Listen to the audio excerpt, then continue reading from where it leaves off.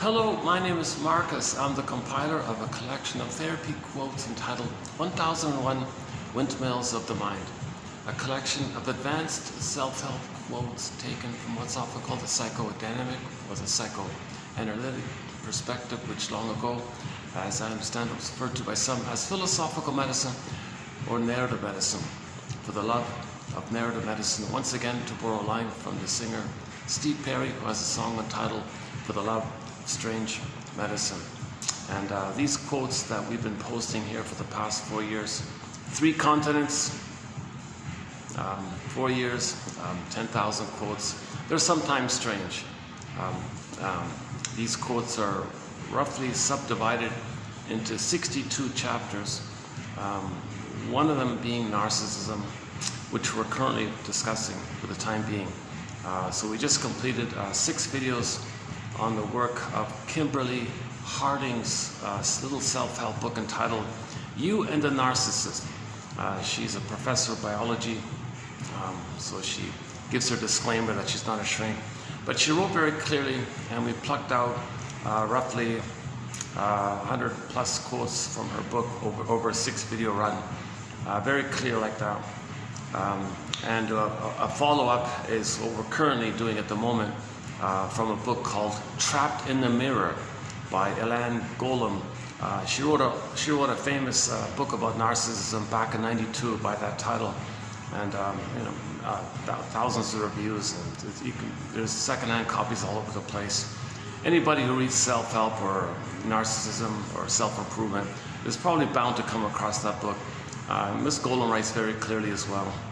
Has some little poetic metaphors sometimes. Very insightful and clear like that. So we're currently discussing her quotes. So this will be part 3, I think, yeah, in that area. So we discussed part 2 and 1 just prior. Okay, so let's just jump into the topic of narcissism. So the thing about narcissism, okay, as I understand it, okay, the source point of it all, where it traces back to, where the origin story. What's his origin story? The baby is one with the mother in the very beginning. Okay, now, so in other words, the baby doesn't quite yet fully get that he's a person inside his mother's belly, and the mother's a person, and there's 2 people like that, and each have feelings and identity and needs and wishes and their uniqueness, and she's unique, he's unique. He's got feelings and needs and dreams and feelings about himself, and she's got feelings about herself. Everyone's looking for happy, and it's happiness like that. He doesn't get that kind of person-to-person situation yet. Okay? So one person describes it as if we were to draw a circle, and that would represent the baby's sort of self-concept. It's blurred, but let's just imagine it's kind of like a cloudy like circle or something. And the mother, the other, is another like circle, but it's overlapped, so it looks like one circle. There's 2 circles, but it looks like one circle. And the child thinks that circle's him, all him. Like everything's him. So he might be trapped in a mirror if there's a problem there. See, in normal development, he feels safe to hatch out of that fusion, and he gets a self-concept that hatches out of that previous merging of like 2 blurred up clouds kind of thing. And his sense of self-cloud can hatch out and have a distinct cloud, and the mother's a distinct cloud, and there's 2 like clouds like that. But the origin story of narcissism is he didn't get enough love to do that, and he's trapped in that mirror. So narcissist looks at the pool of water, he sees the reflection, he's in love with himself, they say. So it means it's just him. Everything is him. Okay. So another way of saying it is the jargon is part object relating. When the baby's feeding, breastfeeding, right? He doesn't fully get that the breast mother is really like the breast is a part of the mother, and the mother's feeding him. He thinks the breast actually is his possession, it belongs to him. And he's one like that with that. So in some languages they have a distinction between the baby's understanding of the mother called mama, which he owns, which is a part of him, self-sufficient, autocratic, so it's there for him, it's a part of him, he's one like that. And then later on, the child recognizes the mother as a person. But the baby just thinks that the mama, meaning the breast mother, the part of the mother, this part of the mother, it's like a thing almost, not really, but he thinks of it as some kind of utilitarian thing that's a part of him, that's serving him, taking care of him. And so he's doing it himself, he's autocratic. So in narcissism, people, they always say, I don't need you, or I do it myself, look at it pathologically. So they don't care about other people, and okay, that's just one common point. So this fusion, all babies have this fusion, symbiosis, merging, mother-infant dual unity, and it's a blissful feeling. Ironically, the baby feels a kind of blissful feeling. So that's the theory, and early on like that. And the narcissistic psychological psychic phenomena named narcissism this blurred, blissful feeling of oneness, blissful oneness, oceanic feeling, oceanic bliss, this symbiotic bliss. There's no time in there, he's spaceless, he's everywhere. Yeah, I'm in this little fitness room for the time being. I set up downstairs at the restaurant. Just when I set up, I was going to start the video, a group just started. That sometimes happens, so luckily this fitness room is empty at the moment. But when someone arrives, I'll have to leave, of course. Oh, you hear the door opening. Hi there. Hello. It's okay? Yeah. I said okay.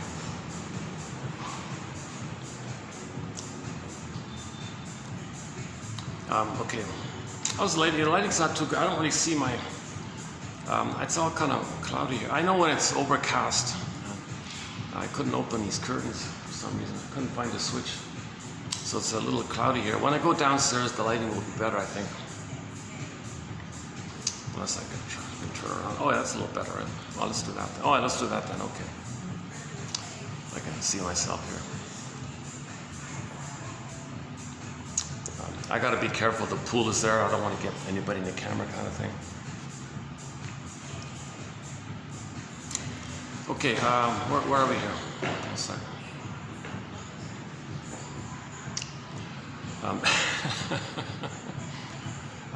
Okay, narcissism. So all babies have narcissism. It's just a phase of development. In normal development, he feels safe to hatch out of it. Then he gets person-to-person status, two people like that, like emotionally and with empathy and feelings, and he can feel others. He knows other people. He knows and can feel that other people have feelings because he has his feelings. So he appreciates that other people have feelings, and there's like mutual respect like that, natural empathy like that. In narcissism, they don't have empathy because they didn't get to that differentiation. So they didn't get differentiation. They're one with the mother, they're stuck with the mother, they're trapped in the tar pit of a negative fusion with the mother, and it's so painful that what happens is they become the mother in effect. So those two clouds flips around. In that mentation, things are topsy-turvy, things can flip and shape-shift and morph, like chameleon like that, house of mirrors, hollow mirrors. The baby has what's called primary process mentation, primary process thinking. This thinking that the baby's in, like Alice in Wonderland says, yeah, it's up is down, left is right. So if things turn into another thing, or something can symbolize that thing, or something could be a condensation of other things, it's just all over the place, and then one thing can shape shift to something else, and then they could, there's okay, anyway, so it's kind of like topsy-turvy like that all the time. So there's no normal logic. Now, the key thing about primary process mentation, including double think and flip-flopping and shape-shift, including that double think, double talk, all that stuff, okay, like the bully, like somebody with a narcissistic pattern, they can shame someone and think that the one they just shamed is the mother who hurt them, and they feel like the victim while they're being the shamer, so they flip-flop it like that. At the same time, hocus pocus, auto-hypnosis, they can act like the aggressor and think the one they just shamed is hurting them, and they feel like the victim while they're hurting them. So because of the fusion, the self and the mother flip-flop, so they can play the shaming mother, shame with someone else who's them, okay, and think that the one they just shamed is the mother who hurt them. See, that's the magical kind of thinking like that. Not magical thing, that's the primary process mentation, this dream world kind of thing, and he's not aware of it. So the baby is swimming in this kind of thought system. Now, regular mentation, what they call secondary mentation, that comes on later on, right? That comes on later on. Now, here's the thing about secondary mentation. If there's trauma, the child's ego can be associated with the false self, so they can deal with life and drive a car, pay the bills, and understand that the present is the present. But the ego for the feeling self is submerged, frazzled up. So the ego, this famous split of the ego like that. I got two egos like that. Okay, so the false self ego that you can live by and all that in terms of materially speaking. But the ego related to your consciousness of your beingness, your feelings, your ethics, your morality, your golden ball, your embodiment, the ontological self, your sense of self, your emotional body, your embodiment, your beingness, the serene, inexhaustible fullness of being. Okay? So your embodiment like that. The yin, the shakti, okay? The midnight blue, says Blue Graham, the feminine element, the feminine principle. This is your at home within quality. There's like a hum, I think the Velveteen Rabbit calls it like a hum or something. Like there's a warm connection to your hum within, and that's a pleasant, calm feeling. You know, the serene, inexhaustible fullness of being. You have your beingness. It's a full feeling. That's your home within. Okay, so like when Odysseus is looking for home, he's looking for this inner home. So this inner home, we have it. In trauma, we lose it, and we want to get it back. But that's it in a nutshell, right? We had our beingness. Okay, with trauma, with the mother, the child freezes it. It's exiled, like Snow White. So Snow White's a quick, good example. So Snow White is a personification of this beingness. Snow White is like a picture you make as code for your beingness. So it's a symbol. The symbol's not real, but it points to something invisible that's real. So this feeling of beingness is real, but we don't kind of see it. So you create a picture that's not real, but it points to something that's real. So symbols are not real, but you see them, but they point to or refer to something invisible that's real. So Snow White is a personification or a symbol for our beingness. Now look at the condition of Snow White with trauma. Okay, she's in a coma in a box like that, and far away in the forest. The forest, because that mentation, it's a survival. The limbic system, it's like survival. That's why jungles and issues of survival. So the unconscious, sometimes the forest and the jungle and all that. Scary, dark, unknown, things like that. So the beingness is in the forest, right? So Snow White's in the woods and all that stuff. Okay, now notice that so this is describing our traumatized psyche. So myths and fairy tales describe a traumatized psyche. Okay, so they're all true on the inside. Every character in the myth or fairy tale is personifications of an inner element. They're not true on the outside, they're true on the inside. Okay. So you treat them like dreams and soul stories. It's all part of one mind of a traumatized person. And that traumatized person has a traumatized psyche, and that traumatized psyche is depicted and talked about with fairy tales. So storytellers are like shrinks like that. So we validate and recognize and try to understand our trauma. So the common motif is that our beingness is lost. Okay, Rapunzel in the tower, Snow White in the box, the golden ball for the feeling, the positive feelings about it goes down the well. Iron John's in the cage, Miss Cora in the field, Earth opens up, she gets pulled down, and so on and so forth. Okay, the baby exiled, or sometimes the beingness, there's so much shame it turns to ashes, or sometimes the baby wants to really hide his beingness and protect his beingness from the abusive mother. So the beingness in the shape-shifting can shape-shift to another, like an animal or a bird, and fly away. And then go up a tunnel, down a cavern, where the light has never shone, across the 11.7 times to the exponent times 7 to the nth minus power. One fairy tale is entitled, Go I Know Not Whither, and Bring Back I Know Not What. Okay, so our beingness was there, but there's a thorn, like there's a piercing point where the baby thought he was a goner. If the baby's needs don't get met, he thinks he's a goner. He's terrified. So he first things first, he wants to protect his beingness. Okay, so flash frozen, sends it away. That's Snow White like that. So notice in the Snow White story, we don't feel the beingness in us. Like we don't feel connected to our beingness because there's a glass wall there, right? And to boot, she's in a coma like that. Okay, the jargon is athumolexia, no feelings for your words. So the beingness has two parts. Okay, the embodiment part, the authentic part, like a person, and then the positive feelings that come from it radiate. They're warm, So it looks like the sun, so they call it the golden ball. So if the golden ball goes down the well, it's implied that the beingness is missing, like this cord getting pulled down, okay, and so on. Rapunzel is pretty clear because you got the personification of the beingness Rapunzel, the lady, and then she got the golden hair like that. That's you know, a variation of the idea that there's gold there. So the vibrancy and the warmth, shining like the sun. So they use the sun. The storytellers would use the sun image to represent our warm feelings. Our pleasant, warm feelings. They use the sun, so they use gold for that. It could be other gems and precious things like that as well.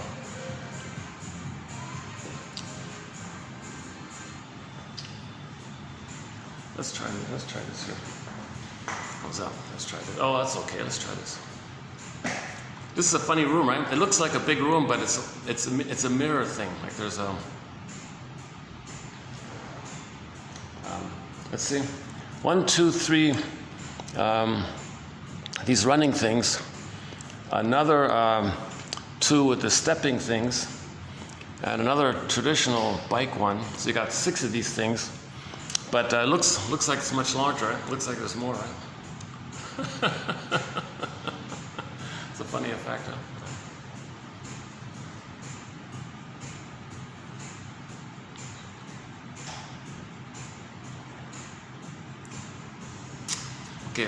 Okay, so let's just finish up this point of myths and fairy tales. Okay.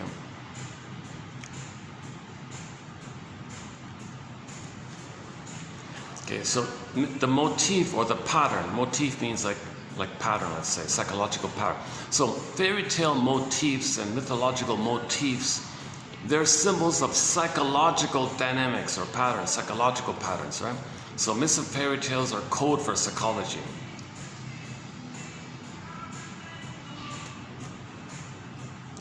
Okay, and this is a very common motif and psychological pattern, that we're born with our beingness.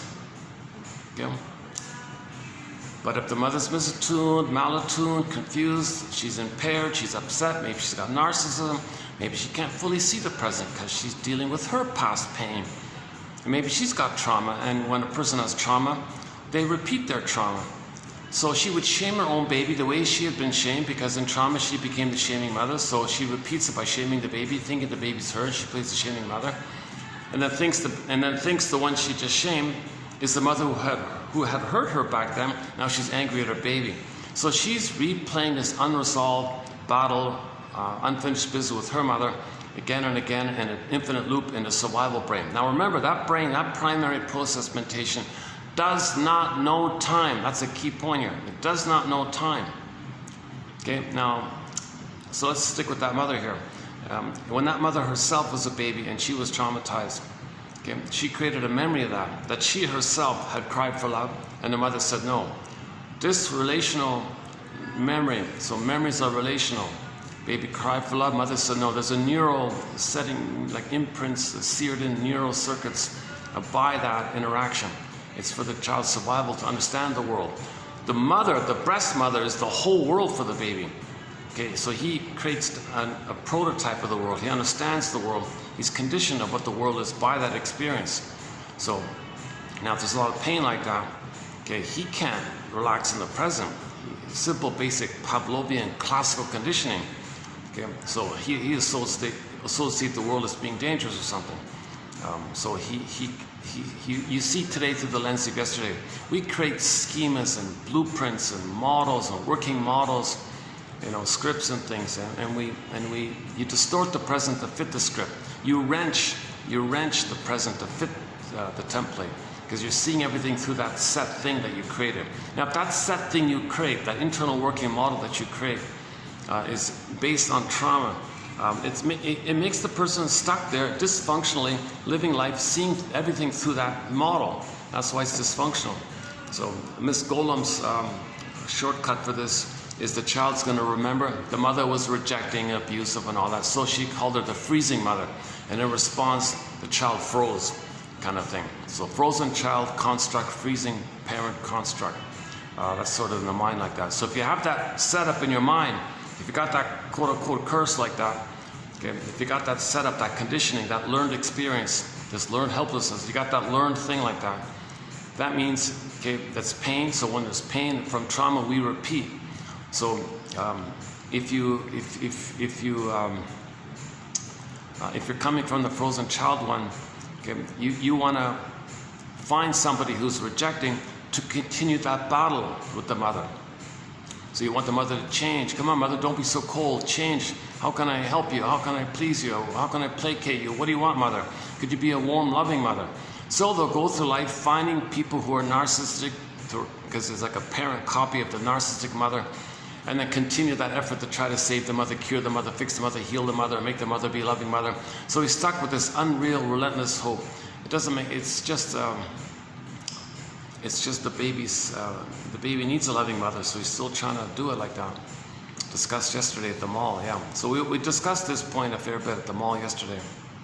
Also at the park. I did it in two places, indoors and partly outdoors. That was a fun video. That was okay, even though I couldn't do. Yeah, a little hiccup there in the middle there, but that's okay.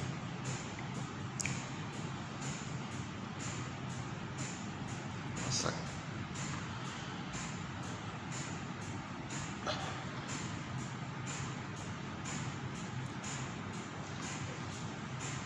Is lighting okay? Lighting's not so great here, is it? What about like this? Oh, hang on. That's bad. Oh, hang on, right there. That's the best lighting. Yeah. Okay, let's do this. Yeah. Now, this recognition that your beingness is lost and you want to get it back, that point when you recognize that, okay, now you begin the second journey of life. Okay, the hero's journey of life. The authentic meaning of the word hero, meaning like in Joseph Campbell's jargon, okay, that you want to get back your beingness. So how do you get back your beingness? The theory is mourning. You got to mourn. In order to mourn, you got to get the story. You got to now know, as an adult, what we couldn't have back then as a baby. And when you do that, that's the first part. And then nature may spontaneously let you feel what you couldn't have felt if you're ready to do so. So first build a basket, a nest, a catchment of knowledge, okay, and then make the inferences, make the patterns, and go, oh my God, I think I know what happened. And then the feelings might come rushing up. Okay? So this process, okay, is depicted in Inside Out 2. The film of the year for 2024 what's now 2024 is well, if people are hearing this in the future, I should say was, right? The film of the year for 2024 was, whatever. Inside Out 2. And it shows you this imagery of getting back your beingness. Now, we don't see the character Riley on the couch talking to a shrink, free associating, but you see what kind of goes on inwardly if that were taking place. Okay, so the first thing was, we want to free associate, meaning find your story. You find your story by talking about it, saying what comes to mind. Then what does it remind you of? What does this suggest to you?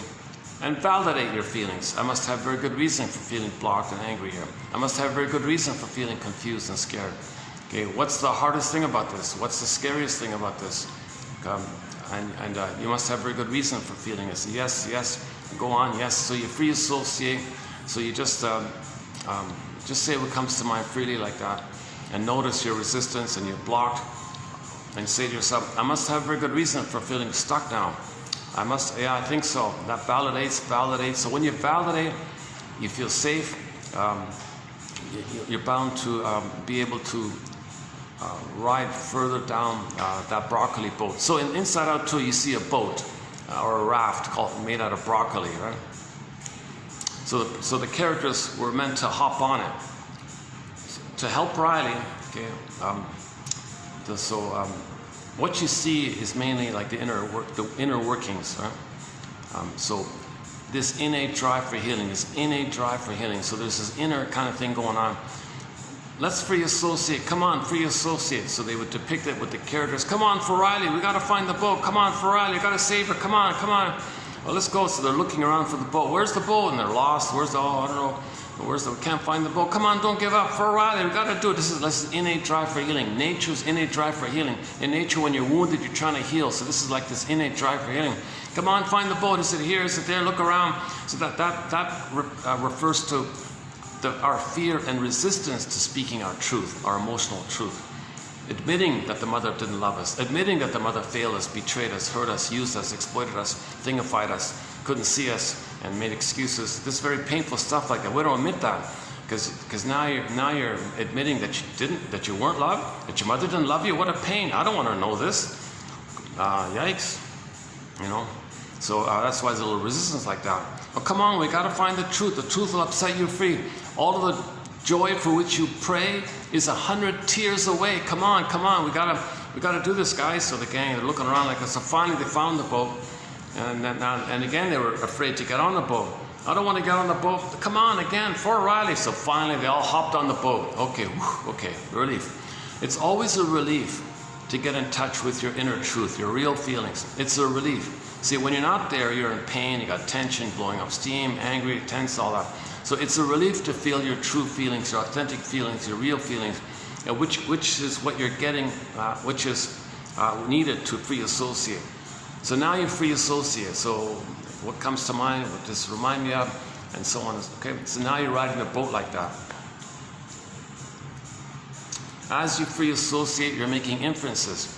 Gee, what I'm doing here, this is a pattern in my life. Why am I doing this? Oh my God, did I learn in childhood? And that's why I'm doing these kind of things in the present, because I learned it back then, and that's my pattern. So you want to make inferences where you look at your patterns, guess where it may have begun, and maybe that's why you're doing what you're doing in the present. And so you want to catch yourself in the here and now, catch yourself in a live example of your pattern, and link your specific example of the pattern to the source. There's a triangle that's called interpretation. Things like that. You know, just guess around, you know, if somebody identified with the aggressor in trauma, okay, the inference would be, gee, am I treating other people negatively? Does that mean I learned it from my mother and that's how she treated me, and I'm doing this for me to know that that's how my mother had treated me? So you make this kind of inference. So am I criticizing others? Is that for me to know that my mother criticized me and I imitated her to have a mother to please her, so I imitate her? So I find others to play the role of my innocent me, and I shame them the way my mother shamed me. Oh my God, so you make these kind of inferences. Another common one is the people choose narcissistic partners and feel rejected again and again. Gee, all these people rejecting me, all these scenarios I create in my life that's rejecting. Why am I choosing rejecting people? Or why do I see it that way and maybe try to make it happen or something? Oh my God, am I creating things in the present for me to know that that's what had happened to me with my mother back then, and I forgot and I don't remember, so I repeat it in an attempt to remember? Once again, memory, repeating, working through. So we don't remember this stuff. So we repeat, okay? And with the hopes of trying to remember. So when you remember, not just cognitively remember, but emotionally remember, that's the app reaction, and then you can stop repeating and you're good. You got it back. So anyways, they ride the broccoli boat, so free association, dream interpretation. Like you wake up in the morning, you know, you get a little dream like that. Well, that's from your unconscious self to your conscious self, sending you a letter. Unopened, uninterpreted dreams or unanalyzed dreams are like unopened letters. These are letters from your soul to you. And your unconscious self, your secret self, your double. Okay, yesterday's topic about the double. A very good, a good discussion took place in the mall about the double. I thought that was a good one. That was okay. So we'll pick up on this topic about the double motif. So your double self, so everything about you that you don't know, let's call it the double, right? Or your unconscious self, your secret self, your shadow soul. The one who walks with you, who's not like you, who is you. Someone's living my life, I know nothing about him. That's a lot of you. That's your shadow self. Okay, Mr. Jung calls it the anima, your soul like that. Your beingness, your embodiment, it means. And that's really your authentic self, your truth. That's basically your authentic you like that. So you're getting a letter from your soul to you, and your double self is telling you, hey, conscious, it's like this in your soul today. This is what's important to the person. Can you open the letter like that? So you get the letter. Okay, thank you, unconscious. I see. It's like this in my soul today. So the dream self is letting you know what's important,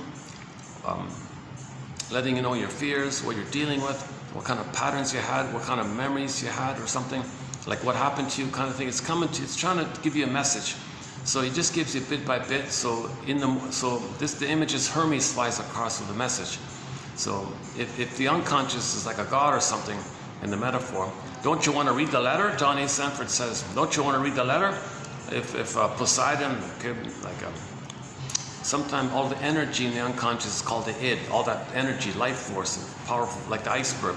A personification of that energy, there might be like a Poseidon, for example. In the Odyssey was Poseidon. You can see them on YouTube, starring Armand Assante. I highly recommend that version of the Odyssey, the one starring Armand Assante.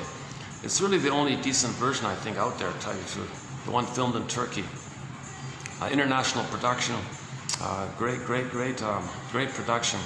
It was a TV miniseries in the, was this 97 or 79, something like that, I forgot. No, 97, 99, something in that area. The Hallmark company was involved. They gathered all the best directors and the best actors, the best scriptwriter. Got an amazing soundtrack. Eduard Artemiev does the soundtrack. We have 2 songs from the soundtrack to the Odyssey on our soundtrack, Calypso and the finale one. 2 great songs like that. So in the TV series called The Odyssey, starring Armand Assante, there's a scene there where the wave, Jim Henson, the Muppets people, he turned the wave into he made a wave and it made it look like a face in the wave, and it was talking to the person. So that's like a personification of this id, this energy like that. And the unconscious was saying, you know, you deny me so much. You deny your true self, your authentic self, and you're doing this He-Man routine. You're doing this false, narcissistic, selfish bullying routine or something. You're ignoring your feelings like this. So you can't keep doing this. So it's going to come up to you like that. I don't need your feelings. I don't need my soul. I don't need my inner home. I don't need my golden ball. I'll just play this false delusion of self. It's addictive. It's fun. Okay, your feelings are reacting like this. So your feelings are saying, okay, well, it doesn't work like that. Okay, enter the Twilight Zone episode called Saturday. You see the conclusion of it all, where the authentic self occupied the apartment. So the apartment was the body, and the feeling, the authentic self was with the authentic self character. He occupied the apartment, and the false self was outside in a hotel or something. And so we discussed that. So we spent a fair bit of time talking about the Saturday story. I won't do it here. It takes me about a half an hour.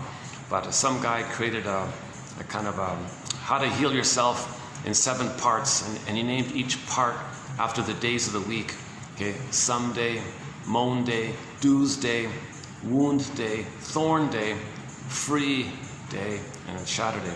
So in the Saturday scene was the false self is resisting it. And in the Twilight Zone, the false self was trying to boot out the authentic self. The authentic self, no, you're a weasel. You're a shallow, psychopathic, narcissistic, cold, uncaring, false, shallow. So it's meaningless like this. No, you cannot occupy the body. Authentic self occupies the body. So a little conflict like that. So finally, after the free day, where the authentic self comes back, so finally the next day, Saturday, that false self shattered away. That's what they mean by Saturday. I just learned also that the guy who wrote that episode, wrote one of the most popular Star Trek episodes, The City on the Edge of what is it? The City on the Edge of the Future or something. I didn't look into it. So a popular Star Trek episode was. I vaguely remembered as a kid. I couldn't find that on YouTube, but I saw like a little clip of it. Yeah, I remember that. Yeah. So it's one of those time travel things, right? So somebody changed the past and it affected the future. So they had to go back and undo that effect to preserve the future, kind of thing. But little propaganda there as well, as usual. But anyways, that's considered one of the best episodes. I didn't know that was the case. So I've been commenting on the Twilight Zone for the past 2 weeks. As I've been watching episodes, I've been talking about it. Yesterday we talked about Wong's lost and found emporium for the symbol of the grief process. Like, we lost it, you want to get it back. So in midlife, you admit, what did you lose? You identify what you lost. One woman said she lost her career. Like, she did a career she didn't like. She wished she could get back the time to do what she really wanted to do. So she went to the Lost and Found Forum to admit this kind of thing. And can she now do in her 70s finally what she really wanted to do? Like a huge loss like that. So she lost it and she wants to find it like that. The second guy was a narcissist and wasn't able to do mutuality. So he objectified his children. The children hated him. He said, oh my God, I lost my development. I lost being loved for the mother. I lost never having had a loving mother. Oh, what a huge loss. It kept me in the narcissism. Then he thingified people, used people, and wanted everyone to supply for him.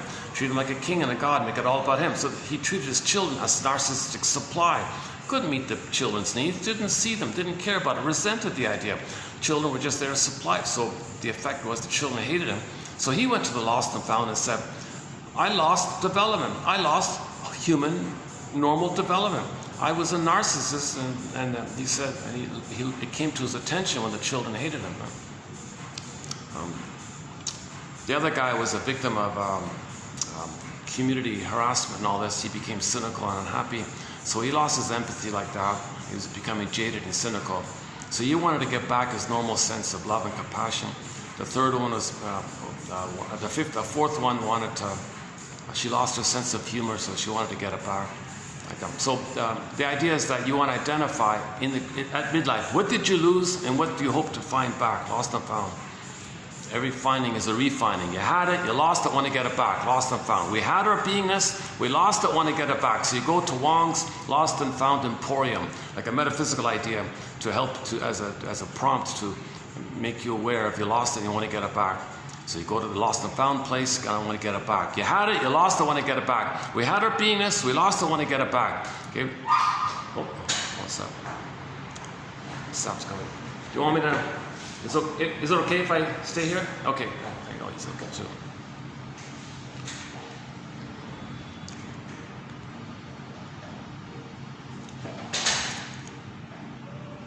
Stop for doing their.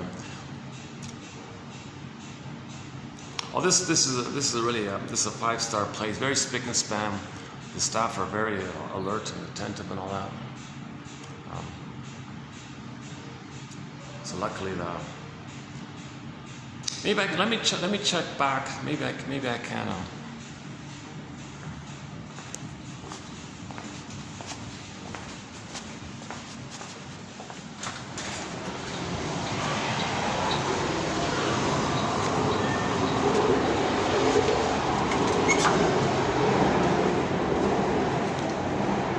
If they're still there, maybe I'll come back up. Oh, I didn't show it. Oh, I should have gone to the balcony. Yeah, I'm on the 32nd floor here, I think. There's the pool. Yeah, there's the pool. Got to be careful. Don't show you anybody in it. How about like this? Oh, that's okay.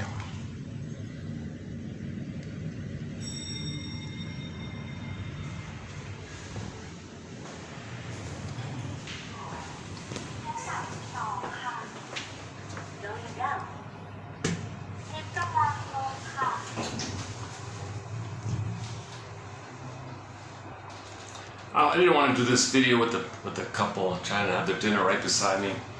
Son of a gun, they just sat right beside. Let's see if they're finished. Yeah, so we talked about the Twilight Zone episodes, several of them. Saturday, Wong's Lost and Found Emporium, and a few others. One about the alien, and a couple of others. So, yeah, that's my favorite one so far, the Wong's Lost and Found Emporium.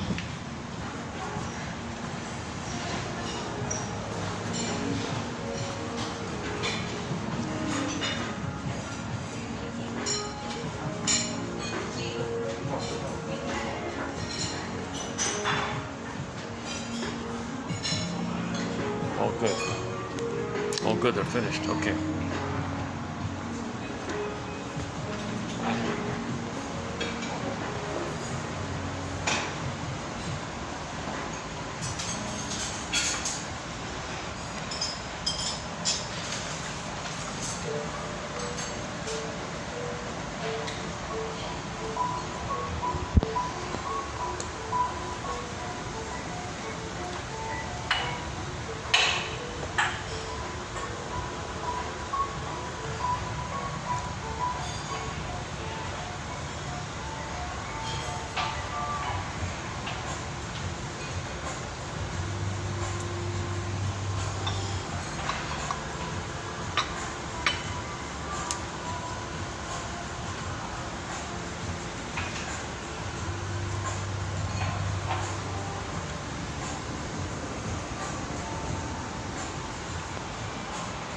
Okay, let's continue. How's lighting here? Oh, also not too great here with the lighting.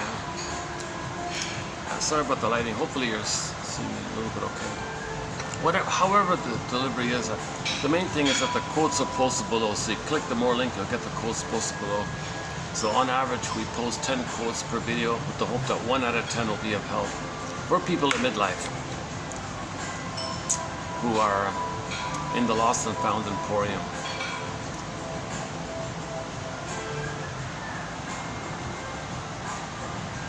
So it's just a facilitating prompt to help one discuss this issue. What did you lose? So the lost and found emporium had nothing to do with physical things that people lost.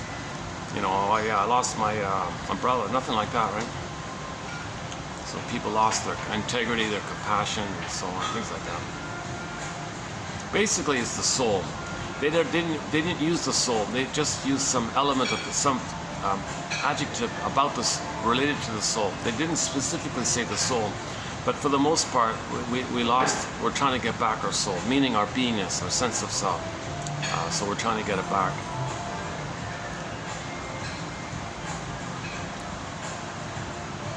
And they made a few other points about it as well. Yeah. Okay. So let's go back to narcissism.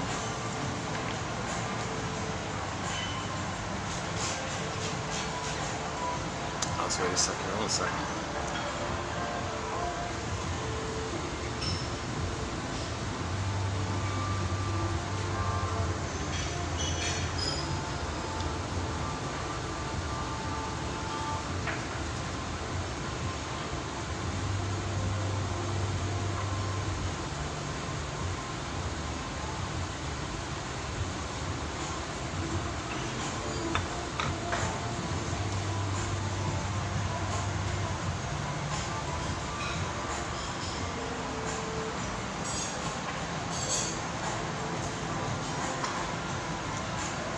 So typically at midlife, people recognize they lost their beingness. Yeah. This can come to a person's attention sometimes just with a general hunch, some kind of inner knowing, some kind of quiet, authentic inner voice in you saying something's missing. Hello there. You know, and we tend to ignore it, we push it away, kind of thing, in the first half of life, which was the message of the Twilight Zone episode entitled about the comedian. The comedian has the joke, "Take my wife, please," and that one, "Take my false life, please. Take my fake life, please." So this comedian guy was also narcissistic and cold and all that. So he had to face that inner voice. So they presented him as being in hell, doing his comedy act for the denizens of hell, right? And there was a heckler. There was a heckler in the audience. It was him, his authentic voice. And he had to address and face his authentic voice. And he said, "Here, how long do I got to do this?" "Oh, 2 eons." I think he meant 2 decades. So that authentic voice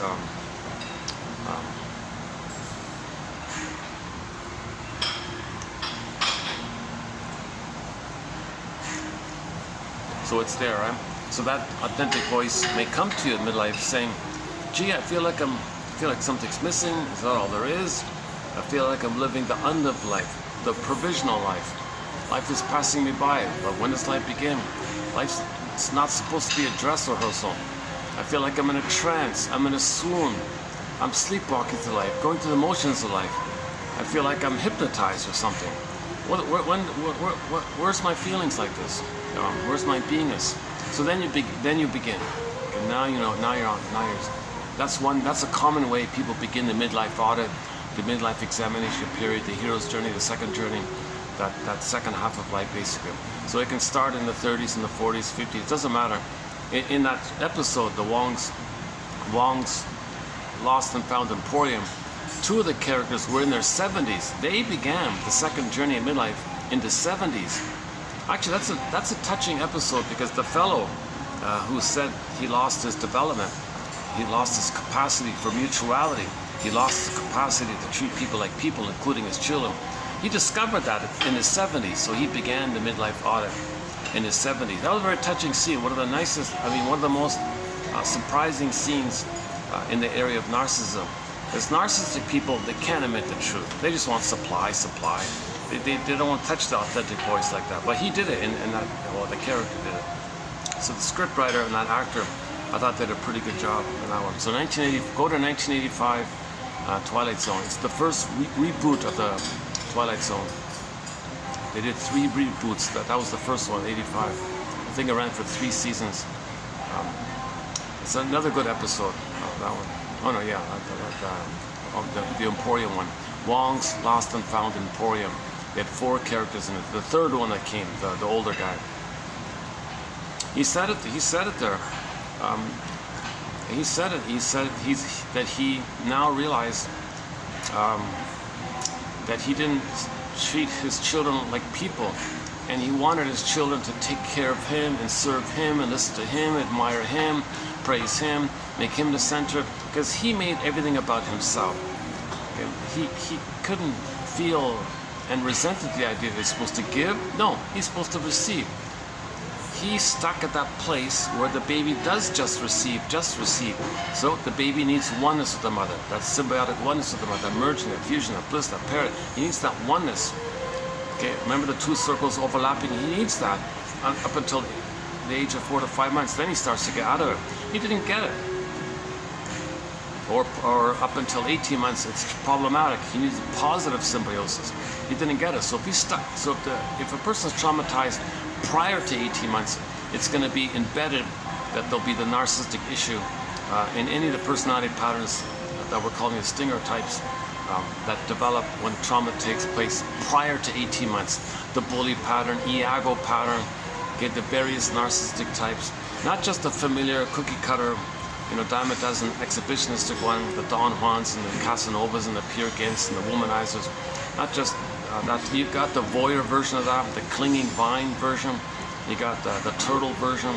You got the passive-aggressive narcissist.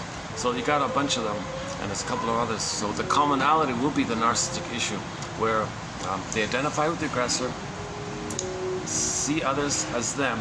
See, remember the fusion, self and other are one. So everybody is a part of them. Like everything's them, in other words. So what they don't like about themselves is their shame self. So others are their no good self, and they shame them because they've identified with the aggressor who's shaming themselves. That's too painful to shame yourself. The person does shame themselves, but they don't want to be aware of it. So enter proxy. So they shame the proxy, standing in for themselves. That makes them unaware of it because it's externalized, and then you do a thing called projection where you see your unloved self onto the child. So that guy in the Twilight Zone episode just mentioned, he had self-hatred and unloved and all that. So he used the children as stand-ins for that part of him, which he would shame. So he shamed his own children to make them unaware that he's shaming himself the way his mother shamed him, because he becomes a shaming mother, and that's what happens when there's trauma very early on. The baby identifies with the aggressor to have a mother. Attachment theory. No baby can make it on his own, so he's got to attach to a mother. How does the baby attach to the mother? If she's hurting him, and the baby's got to go to her for comfort, but she's hurting him, this is a traumatic attachment. This is a trauma bond. The child thinks this pain is mother's love. Pain is love now. Play Pat Benatar. Hell is for children.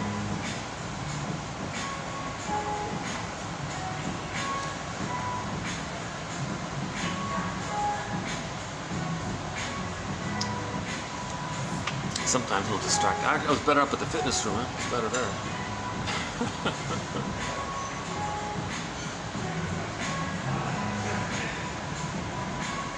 It's better if I stay here, yeah,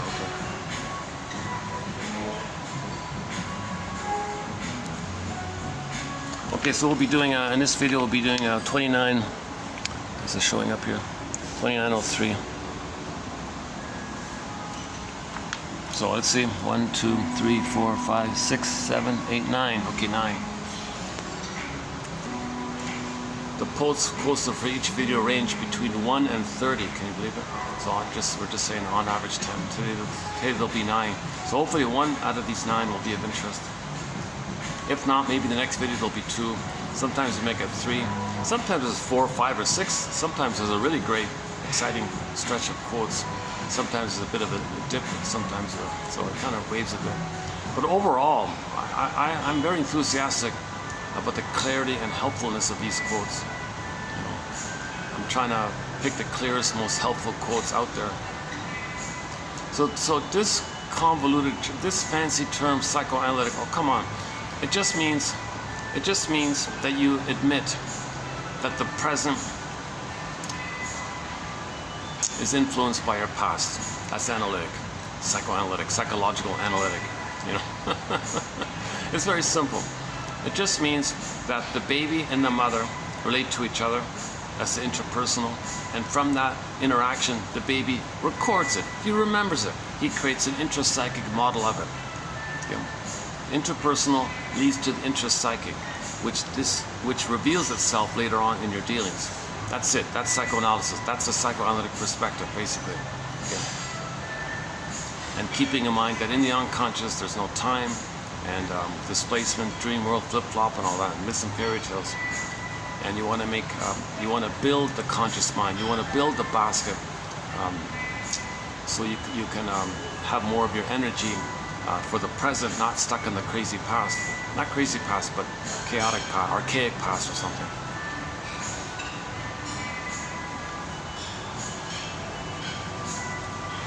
Let's see, how's the battery? Let's check. I'll double check the battery. Battery's holding it. No, it's not. 99%. Oh, it's doing a slow. That's okay. If it's only 99, that's okay. 314. So I've got 2 hours here. Okay. Hopefully.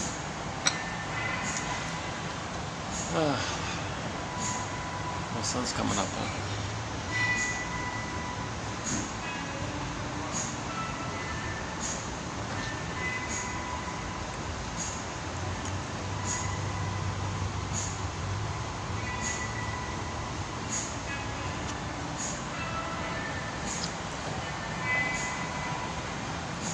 They wouldn't let me use the enclosed room because they're preparing for a big dinner tonight over there.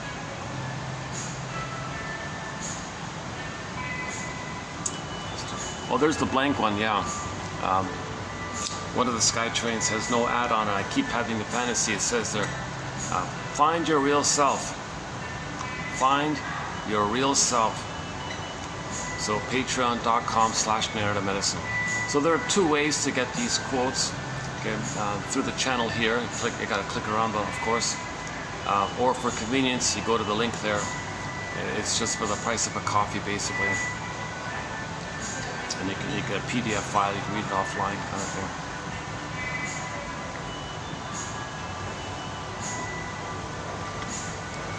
Okay, so let's go back to this issue of narcissism. So the key point to understanding narcissism is that it is all about the baby. The baby doesn't have to say thanks, mother, for holding me and soothing me, and you know, the baby didn't reach that place yet. It is all about the baby. He is the center of it all, and everything around him, the mother serves him, sees him, soothes him, comforts him. Unconditional acceptance, unconditional positive regard, unconditional validation. So the baby needs this experience of being emotionally fed. He doesn't have to feed the mother. You see, some mothers twist it, some mothers hocus pocus. No, baby, you comfort me, you serve me. because she didn't get loved by her mother, so she parentifies the baby, turns the baby into a mother for her. The baby has a traumatic attachment. He freezes his soul, okay, and tries to please her and becomes her. So he doesn't get his needs met like this. But ideally, it's one way. The mother takes care of the baby. So the mother is meant to soothe the baby. Then he remembers it. The wiring is there. He can soothe himself. Mother's meant to see, hear, feel the baby, recognize the baby. Then he can do that for himself. How the mother treats him, it's wired. He thanks, Mom, I'll take it from here. He does it to himself. So the baby needs this experience of having a good enough mother like that. If the mother's present for the baby, he remembers that. He'll be present to himself. And he has a self. The mother sees the child as a person. He sees himself as a person. There's a natural esteem like that, right? The baby needs this experience like this. If it's failed, he's pierced, he's stuck there. With the pain of it all, because of the pain, he sees all time based on that pain point. And when there's trauma, you repeat. So you recreate that failed interaction, hoping to get a better outcome, change the outcome. Maybe the mother will change her ways, but it doesn't work because the present isn't the past, but that brain doesn't know time. All time is that time. So people say, well, because of this repetition compulsion, we transfer this to the present, people in the present. Or sometimes we call the present the presenting past. We present the past to the present, so we know the past because we present it. So we transfer the past to the present because of the compulsion to repeat. So we got to repeat. So trauma and repetition compulsion are synonymous, says Paul B. Russell, 2119. They're synonymous. Think of them as synonymous. If there's trauma, they've got to repeat, repeat, repeat. Because the compulsion is, he doesn't want this pain. He wants to get out of this pain. Baby has an immense pain when the mother hurts him and fails him like this. Bottle schedule, force feeding, not around, using the baby, parentifying the baby, shaming the baby.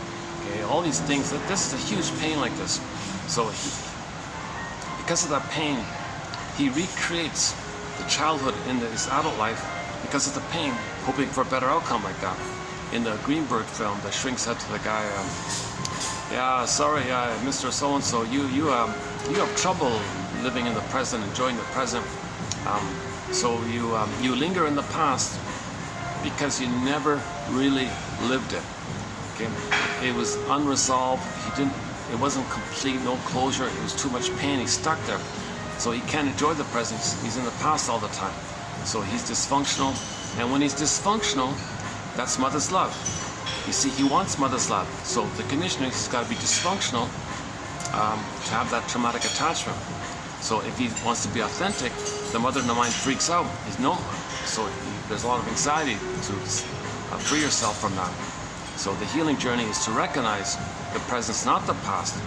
That in the present, you want to identify which construct is like a puppet master taking over you. So in the present, you notice, is the freezing parent one taking the person over and you're acting like the mother?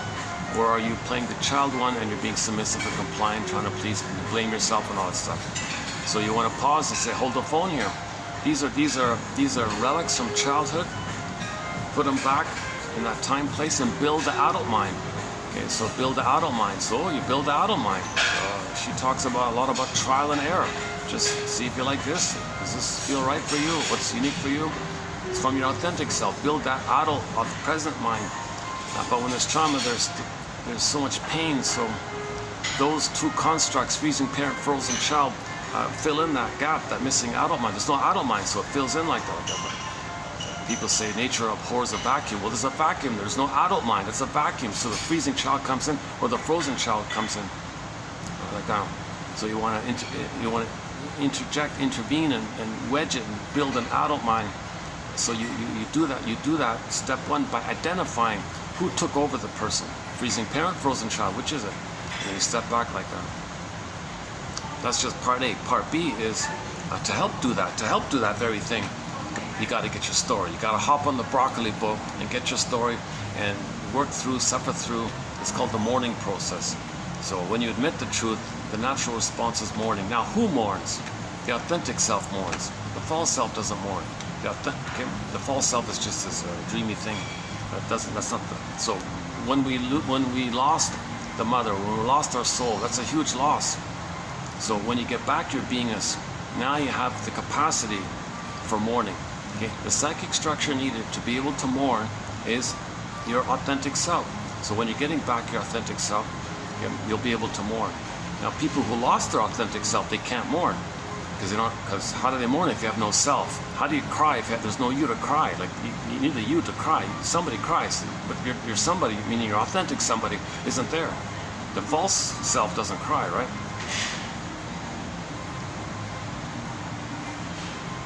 It's sham stuff or crocodile tears or something. It might be, part of the strategy to fool people or something. It's all part of the fake self. If the fake self doesn't get their narcissistic supply, there may be something like that, like a tension thing or something.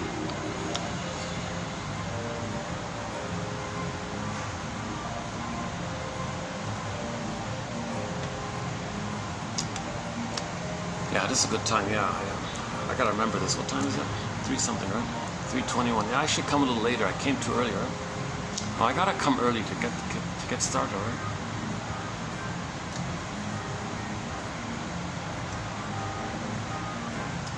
I would have liked to have gone back to the mall. It was okay. I had that nice with the bamboo trees near me. That was a nice little spot.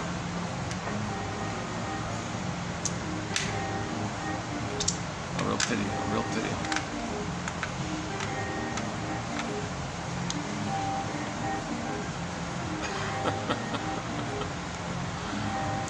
It was fun while it lasted. It was one of my favorite venues. Sometimes it was noisy, but I had these huge windows, I had this huge space, I could speak freely and loudly.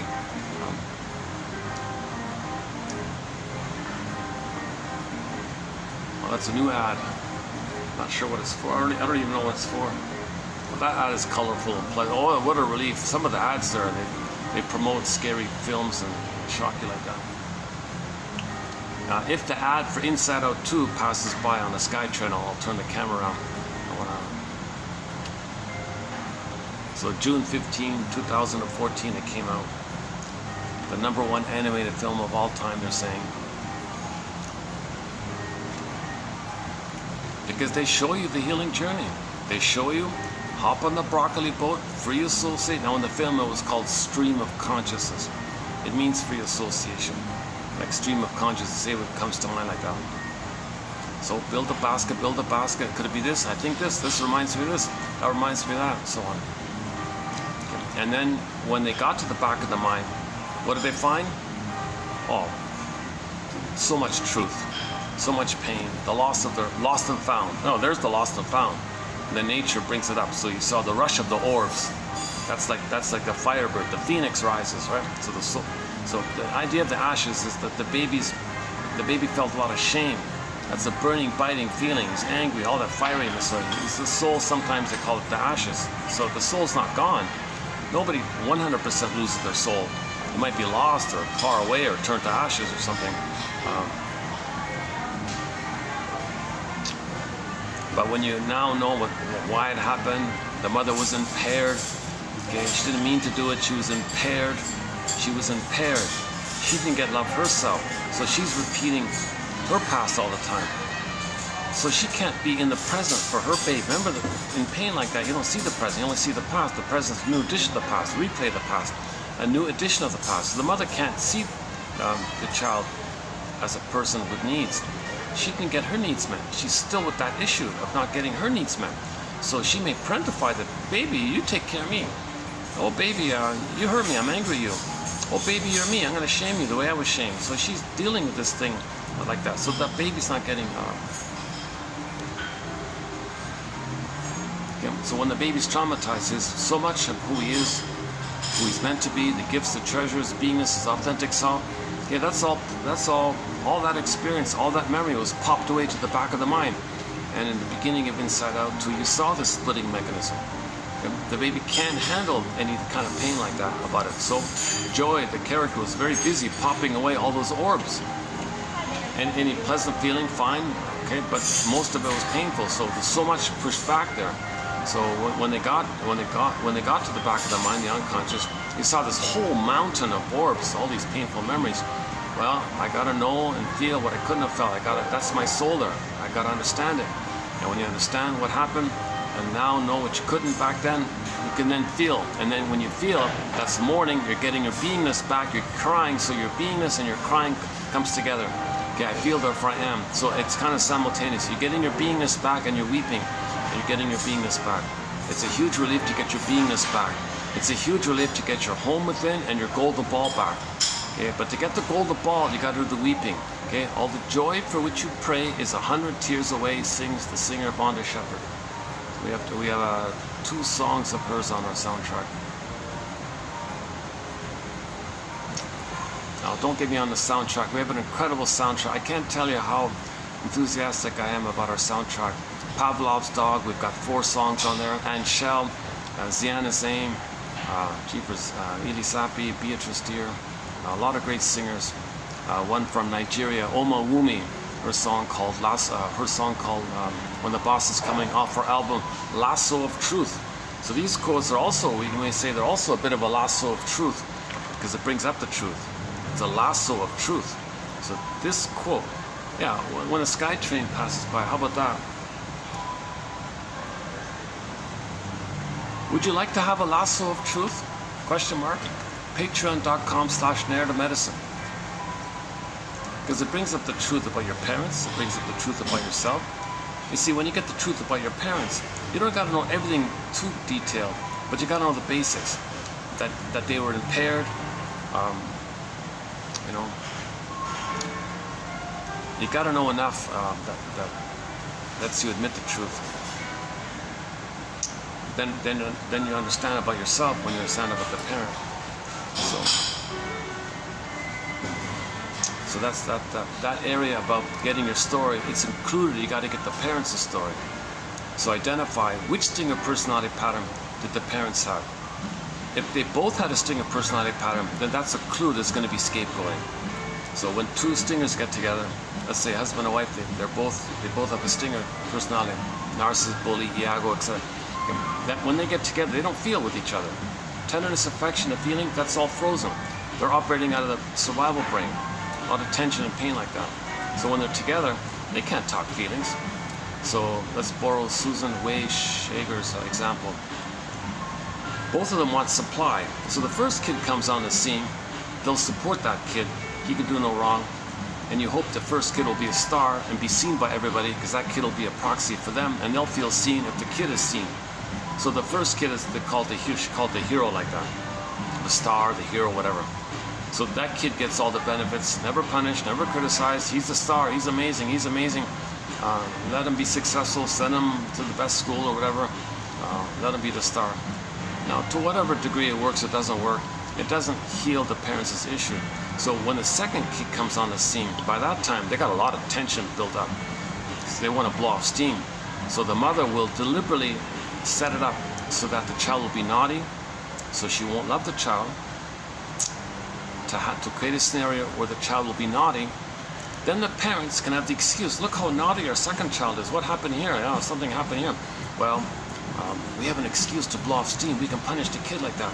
How are we going to get away with it? Hey, Cortex, come up with an excuse, a self-justification.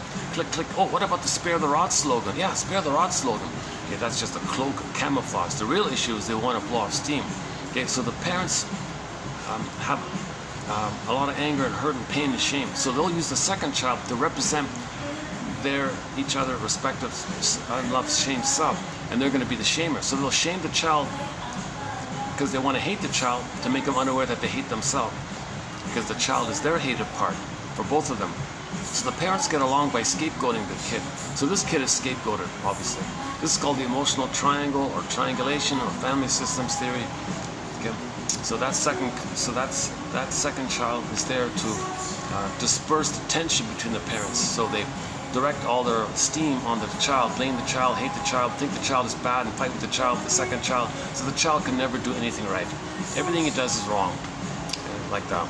That allows the parents to constantly blow off steam, and they set it up like that. It's a system like that. They set it up like that. Oh, there's the blank one. Yeah, Lasso of Truth. narrativemedicine.com. Patreon.com/narrativemedicine.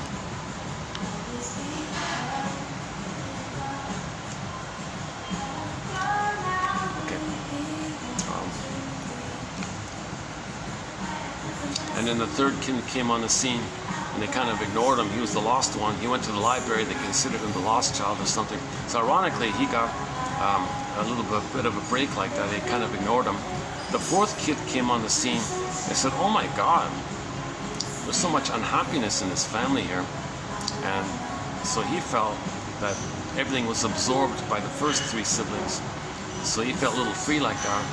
So in his antics and playfulness, he discovered that in one of his antic routines or something, maybe at one point he accidentally got everybody to laugh. Like, whoa!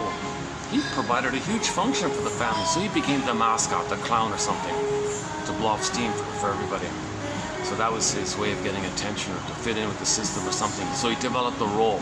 So there were four roles, right? The hero, scapegoat, missing lost one, and then the mascot clown one or something like that. That's not to say that all children in birth order follow that system, but the only child gets a lot of pressure, right? The only child is both scapegoated and it's got to be the hero. Sometimes the only child's got the most burden, right? So the only child has the first child issue to be the hero to save them, but he'll also be scapegoated, so it depends on which is worse, I guess. Which outweighs what or something. We don't really have a thread on the birth order system, but we do have a song called "The Friends of Mine" by the singer. I mentioned Steve Perry off that second solo album. From that album, we don't have that song on our soundtrack, but there's another song on that album called "Friends of Mine," a blues rock song, and it seems to be about the only child issue, because the singer Steve Perry is an only child, and talks about the issue of how do you make friends. One of the lines in there is, "No matter who you are, you can't buy friends with caviar."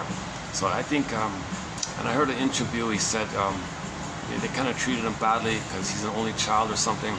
And so only children, they miss that kind of banter with the siblings and all that. But I think he was raised by a single mother or something from another.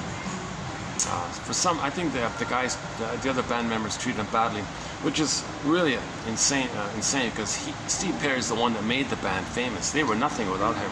And then when he got sick, they dumped him and then found a replacement. But it's unbelievable, right?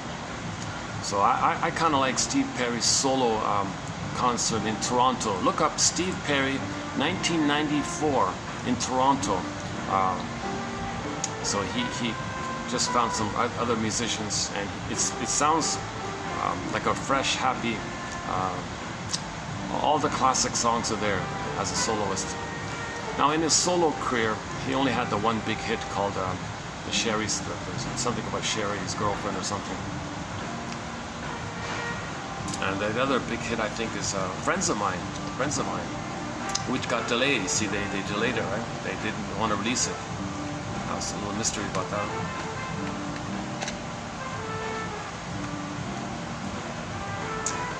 So it sounds like he wasn't really, there wasn't really like a friendship amongst those characters, right?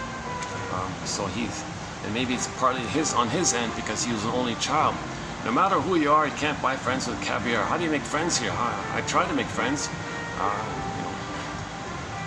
I made these guys millionaires. So friends, caviar, I made them rich, whatever.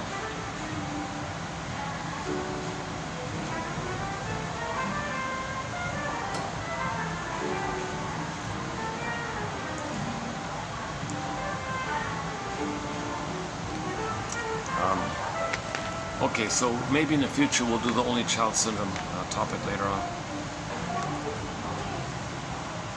That's Mr. Adler's thing. We don't really have any quotes from Mr. Adler or Kohut, Mr. Jung, and Lacan and all that, and we don't have Freud because of the translation problem. But they did mention Mr. Jung in the Saturday episode. So when the authentic self came on the scene, he announced that somebody said, "Who are you?" Well, first I was the shadow self. Then I found the anima, the soul, the beingness, the authentic self. Mr. Jung calls it the anima. Forget that jargon. Just keep the beingness. So shadow self, anima, sense of self, the full authentic self, beingness, ontological self. They call the self like that. And the other one, the fake one, who are you? So they call them the weasel, right? The shallow. Well, you're the persona, you're this mask, and now you're just a memory. We're not doing that anymore. You're just a memory, shattered away. Now I got to do an important sidebar here. That whole thing was co-opted and presented in a cynical way. So I discussed that in another episode. But so I'm trying to save the positive part of it. But when you see it, it's kind of a propaganda in a negative way overall. So ironically, it has, if you're not aware of it, it does more damage than good. That's very common, you know, they take a healing idea, twist it, pervert it, and sell you some negative things. Like the idea that the child is born bad. The child's not born bad, come on. The child's born to be loved. He's born to have a mother and be loved so he can be embodied and have his beingness and his feelings. That's ethics and morality, and it's a pleasure when you express your uniqueness, which you can be conscious of when you're loved. And that's the bluebird of happiness, Shirley Temple says, the blue jay of happiness. So there's a pleasant feeling like that. So you become an elder, you're generative, you become like an adult and an elder. It's generative, you're generative, man. That's pleasant stuff, right? So we're born like that, it's normal development. And when you have your reality ego, you know that we're all one family. We're all members of Homo Traumacus. Everybody loves or cries for love. So when you're reasonable, you Pavlov's dog, their upcoming song called Wanderlust. Not wander with the O. Okay. Wonder, W-O. Wanderlust. So you wonder. Okay, everything's love or a cry for love. Now their behavior, how is that a cry for love? I wonder. Oh, I see. They find proxies to play them crying for love. They shame them. That's their way of crying for love. So it's a little twisted around, but they're still crying for love, but they don't do it directly. They find proxies to cry for love, and they shame them because they're the shaming mother. And so that's how they're crying for love, by getting the proxy to cry on their behalf. Remember, proxy means when someone feels for you, has an identity of yours, or does something for you, etc. That's the proxy phenomenon. So a person may cry for love by assigning someone else to play them crying for love, while they play the shaming mother to repeat the thing. So originally, baby cried for love, mother said no. So identification with the aggressor, they shame themselves. Wait a minute, too painful to always shame yourself.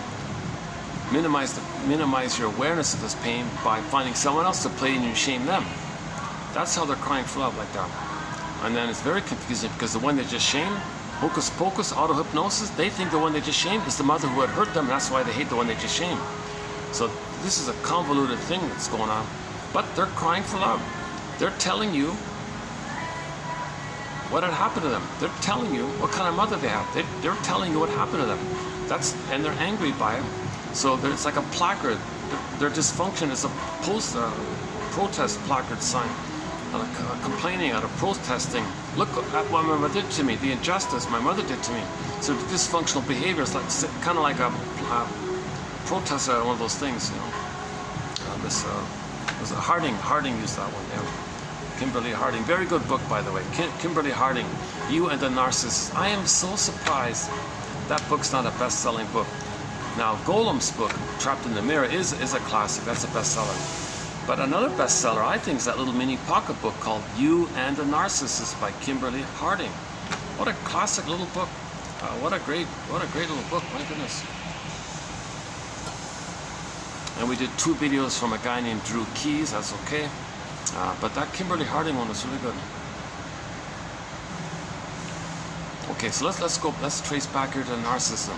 So the source point of the psychic structure that causes narcissism is the missed oneness. Okay, the missing oneness experience. This constant craving, this constant yearning, this timeless, infinite longing. They didn't get that symbiosis. So that translates, when they grow up physically, into supply. Give me narcissistic supply.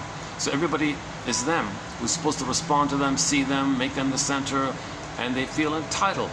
So they always feel entitled to make everything about them, to be the center of attention, and they got to get that focus up there to the center. Now ideally, they don't want to know this. So the cortex, hey cortex, find a way to fool people to give me supply, and I don't want to know it, because they don't want to admit it. That's a defect like that. They gotta, you see, when the baby's traumatized, he thinks it's all about him. So if they're conscious of it, they freak out. So they don't want to be conscious of it. So they want to trick people to supply them. So they may scare people and confuse people. Okay. Then they'll think they're the authority. They'll look to them as the authority. What? How does that work? Well, the prototype. When the baby's stunned and confused and hurt by the mother, the baby turns to the mother and thinks the mother needs the mother. So they've identified with the aggressor, treat others the way they were treated, and that's how they get their supply like that.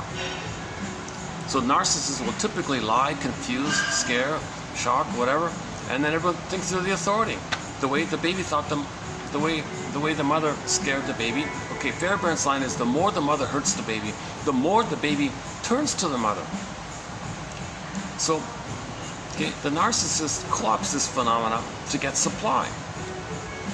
So the narcissist is constantly looking for supply, because everything is mama, the breast, that should supply for them. Now, if anyone out there doesn't supply, okay, then there's a huge devaluation. It's the jargon is narcissistic injury leading to narcissistic rage. Now, if somebody doesn't give them supply, they feel what any baby would feel if they had no mother, no mama, no breast, okay, no mother there. That's the rage part. So that's why they're so aggressive. So all of their energy, all of their talents, all of their skills is designed to how to fool, deceive, trick.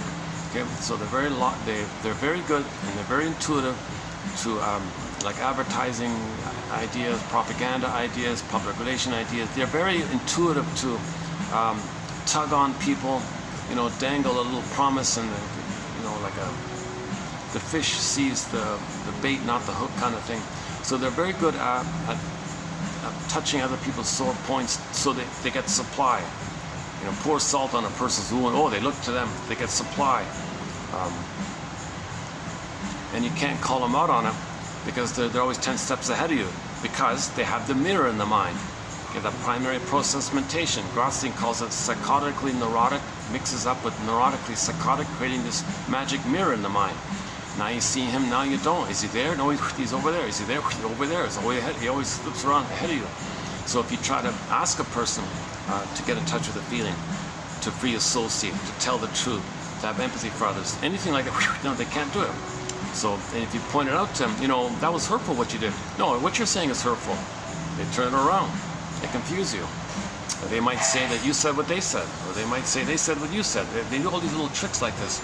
The best way to tell a lie is to include a few crumbs of truth in it. People grab it, then you lie when you mislead people like that. A half-truth is the father of many lies. So they're master rhetoric. What's a rhetoric? A person who engages in rhetoric. Rhetorician? Rhetoric person. You can even get a PhD in rhetoric studies, I heard. You can actually get a PhD in studying all this duplicity tricks. So they're just engaged in lifelong duplicity tricks. It's a defense against feeling. They can't feel. They can't I statement. They can't make an I statement. They cannot make an I statement. They cannot tell you a real feeling, because it's frozen. Okay. They're in survival mode. Okay. It's timeless. The baby would be a goner if he didn't have the mother. So if they don't get supply, they feel like they're a goner. So Miss Morrigan had the example of a woman who was very sad for losing her baby, had stillbirth or something. So she made, in a weak moment, she forgot she wanted comfort. So she called her mother. Mother, I'm sorry, my baby died in the birth thing here. You know what the mother said? She made it all about her. Oh, and now I don't have a grandchild. Totally ignored her daughter. Didn't care about the daughter's feeling, because the grandmother got supply from the daughter, and the grandmother thought she was going to get more supply from the grandkid. So she twisted it and made it all about her, because that grandmother was the center of it all, wanted supply. Now the middle one, the daughter, was sad, so in a moment of weakness, she thought maybe the mother would be nice to her finally and have some kind of sympathy for her. No, she just complained that she doesn't have a granddaughter now.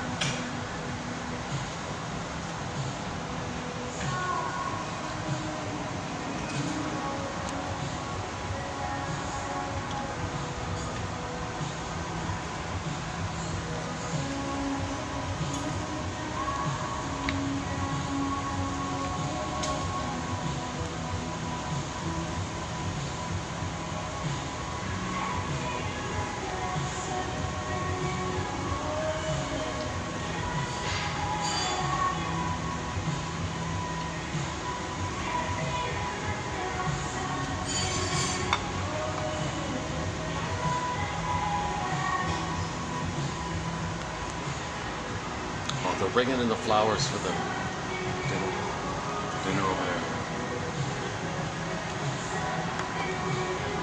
Okay, so I'm not going to list all of the symptoms of narcissism, but the key one is they're entitled. So they always feel entitled.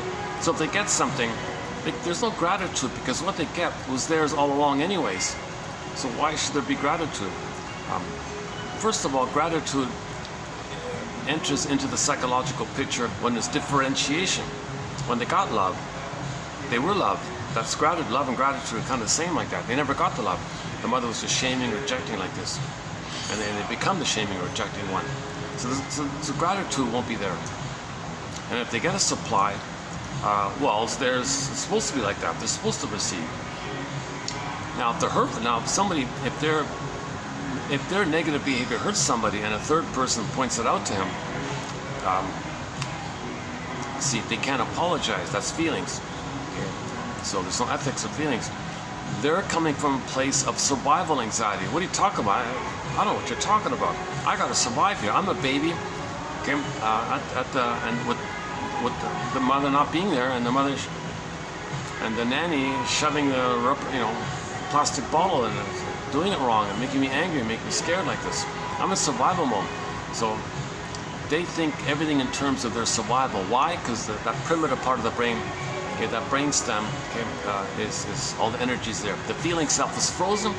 Okay, so the brain has three parts, right? 1, 2, 3. The brain has three parts. You have the limbic system, the amygdala, like that. It's visceral and sensations, and it only cares about survival and reproduction. Okay, based on evolution, billions of years later, we became the mammal, the body, feeling soul, warm-blooded body, feeling self, feeling mind. But that's all frozen. And then the cortex comes in. Now, in normal development, with the cortex, you're aware of your authentic self from your beingness, and you express your uniqueness, the uniqueness of your beingness. Okay, the Great Spirit makes everyone unique, and you're aware of it. That's the blue jay of happiness, meaning, pleasure, path of heart, etc. But that frozenness is missing. Now, if you're in survival mind now, then the crocodile, lizard, iguana, chameleon brain, part of the brain, goes to the cortex. Hey, cortex, you're not doing anything, eh? Well, come up with some excuses and beliefs for me to engage in the repetition compulsion of survival. So it's not doing its proper thing. Lying all of your life, it's not. That's serving the survival brain. The cortex is meant to serve your feeling brain, but the feeling brain's missing. So we're dysfunctional like that. So in narcissism and distinctive personality patterns, you can hear it in their philosophies, excuses, and beliefs. Okay, my greed or your greed. If I'm not greedy, the image that I made of my mother as being a devouring monster that wants to gobble me, that image will gobble me, eat or be eaten. So he's always survival mentality. He's thinking in all these jungle slogans like this. So of course there's no vulnerability or trust in it. Anything to do with the quote-unquote human side of being human, anything to do with the feeling mind, the feeling brain. Okay, they're going to treat it the way it was treated to them by the mother. So they'll criticize it, they'll attack it, hate it, devalue it, don't want to see it. Okay. So typically their slogans are, get over it, don't be so sensitive, what's wrong with you? They'll shame it, mock you like that. They'll invalidate it. They can't validate the feelings. They cannot validate other people's feelings because the mother never validated their feelings, because the mother didn't treat their own baby as a human being. She couldn't see the present reality because she only saw her past, and the mother had needed supply, so she used the baby as a supply function for her.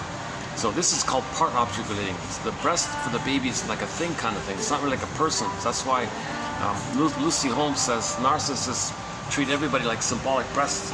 So it belongs to them, so they siphon it and discard it when they don't need it. So it's like everything and get not useful, forget it. Like that.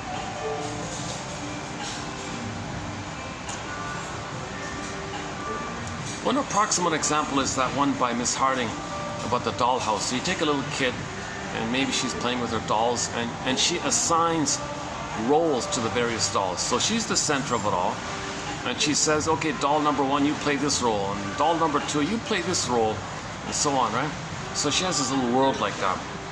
Okay, as she gets older, she gives that up and enjoys the real world with real people, with real feelings, and real people to people, right? Okay. The narcissist is still in his dollhouse world, where people are just things that are supposed to be an underling for him, a flying monkey for him, okay, or a donkey for him, a servant for him, okay, to admire him like that. He's still in his own little dollhouse world. So narcissism is in a solipsistic bubble. Okay, it's a psychic play. There's only one character. It's him, and he's trapped in the mirror, looking in the mirror. That was 91 had that quote. Should we dig it up?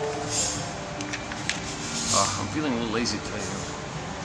Okay, if you go to 91, the last one in 91 about the play.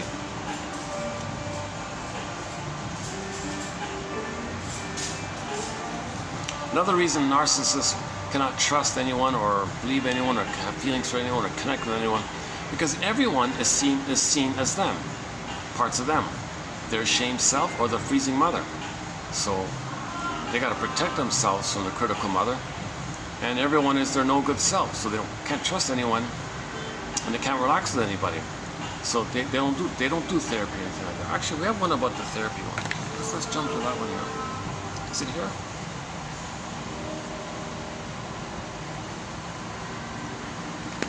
Where's that one about the...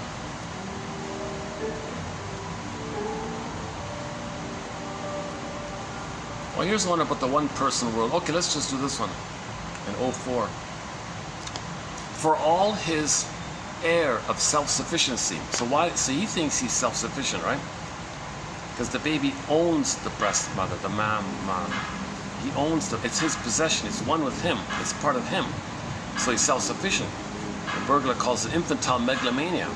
Doesn't need people, right? That's maybe my guess about the catwalk thing. Those ladies on the catwalk thing. I saw it on TV once. Everybody was goo gaga watching it, right? And they had this air of self-sufficiency. I don't need anybody. I'm self-sufficient. I can take care of myself. I don't need you. I got a cold, aloof, self-autonomous little bubble like that. So they walked like that. That air, that sense of I don't need you, I'm all onto myself like that. So they strut around with that cold, arrogant, I don't need anybody like that, right? So that's, they were exhibiting that. The people watching it are the voyeur. So she was a proxy for their voyeurism, that they have that, but she expresses it for them. So the model is playing the role, or psychologically is herself, in that mindset, right? And she's addicted. So the catwalk girl is probably very excited and neurotically proud and excited and elated to be a little god, a little king walking on the stage, and everybody looks at her. She gets supply. She's a little god. Doesn't care about them, but still gets supply. Little god. She gets like a double pleasure, right? She's in this little bubble, gets paid for it, and people look at her. Gets narcissistic supply, emotionally, psychologically from the audience. The financial supply, that's like material from mother, and she lives in this little dream-like oceanic feeling that all babies feel.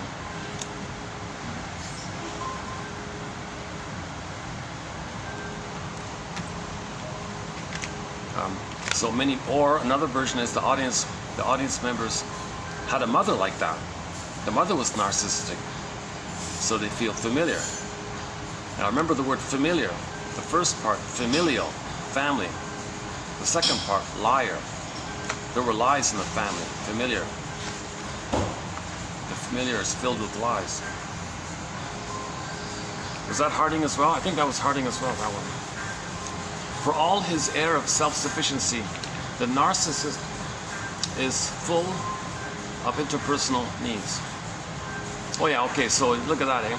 So she thinks she's a self-sufficient little bubble god, right? But really she's very needy. She needs that supply. She needs the money. She needs the audience look at her. She needs she needs underlings. She's very dependent on the underlings. She's very, very dependent on people looking at her. So she's very dependent like that. Although she looks like I don't need them, but she really needs them. Oh yeah, okay. Hang on, this is a good quote here. Okay, let's finish this one. For all her air of self-sufficiency, the narcissist is full of interpersonal needs. She is more needy, or he is more needy than most people who feel they have something good inside them. So they have some connection to their beingness. So codependents and pleasers and caretakers, they have some sense of self. It's damaged and limited, but they have some ability to have gratitude and reparation, and they can make eye statements, they can tell the truth, they can feel, okay, so they don't hurt others like that. So the clingers and the pleasers have something good in them, but it's undeveloped, it's wounded. The stingers reject all that. Others can play and they'll shame it in them. They'll play the thing, like in the uterus, the little king on the throne, little god on the throne. If he or she is to survive, they must find a way to get their needs met without acknowledging the independent existence of the person off whom he or she wants to feed. Okay, so here's the narcissistic injury, right? So the narcissist is very dependent. Some people call them emotional vampires, right? They gotta suck all the time, but they gotta find a way to not know it, because to admit that a person is necessary to them, to admit that a person is necessary to him, gets him in touch with feelings of deficiency, which plummet him into intolerable emptiness, jealousy, rage, etc. To avoid this experience, he inhabits a one-person world. In his mind, he is center stage, okay, the catwalk one, and other people are mere shadows beyond the proscenium. This solution creates a new conundrum. Quote, how can I get fed without acknowledging the feeder? Oh, that's a good one. How can I get fed? So the narcissist is there thinking, how can I get fed? How can I plunder the planet for a quick buck without acknowledging the feeder? I don't want to acknowledge the feeder. People who are handing me over the goods. I don't want to acknowledge them, but I got to get fed. That's quite a conundrum, right? So in the pillage and the plunder system, there's the 80% are feeding the 20%, just keep it simple like that. And the 20% don't want to acknowledge that all these hardworking people are suffering, handing over everything to them. So they're fed, but they don't acknowledge the feeder. That's the narcissism. The solution is to perceive them as inanimate. So the solution is to thingify them, objectify them. So they put these negative terms on people. Oh, they're sub. See, the negative things they say about others, that's them. They're unloved, shame, no good, defective self. So all these negative terms, shamey kind of, I don't want to repeat it, all those kind of put down terms, they say others are that. So the baby thought the mother thingified him, didn't treat him like a person, less than a person like that. So they say others are things. That's how they do it. They identify with the aggressor. The solution is to identify with the aggressor. The person comes to comes to represent a need-fulfilling function or an organ like a breast. There is no overall person to consider. Yeah, so the 20% who live off the hard labors of 80%, they think the 80% is just a breast, a thing to serve them. So they're fed, and they don't got to acknowledge the 80% as people. They're just this imaginary breast in the brain. Oh my goodness. Okay, we have a huge topic on the pillage and plunder, 2725, part 3 of 3. It's a 7.5-hour video, very draining, a very heavy topic. It's I did it about a year ago. I'm going to update it at some point. So we focus on the sociological, creating the psychological, which creates the sociological, that in turn is creating the sociological we created the psychological in response, which perpetuates the sociological, that's creating the psychological, that's perpetuating the sociological. So now you're getting into this as above, so below. Okay, so the outer is like a reflection of the inner state. So yesterday's example, a little bit about was like if there's pollution outwardly, well, the inner state, we feel shamed and polluted by the mother. So we pollute on the planet as a reflection of our inner state. We externalize it, see it out, so we don't know that it's in. As above, so below. That's another way to think about inside out.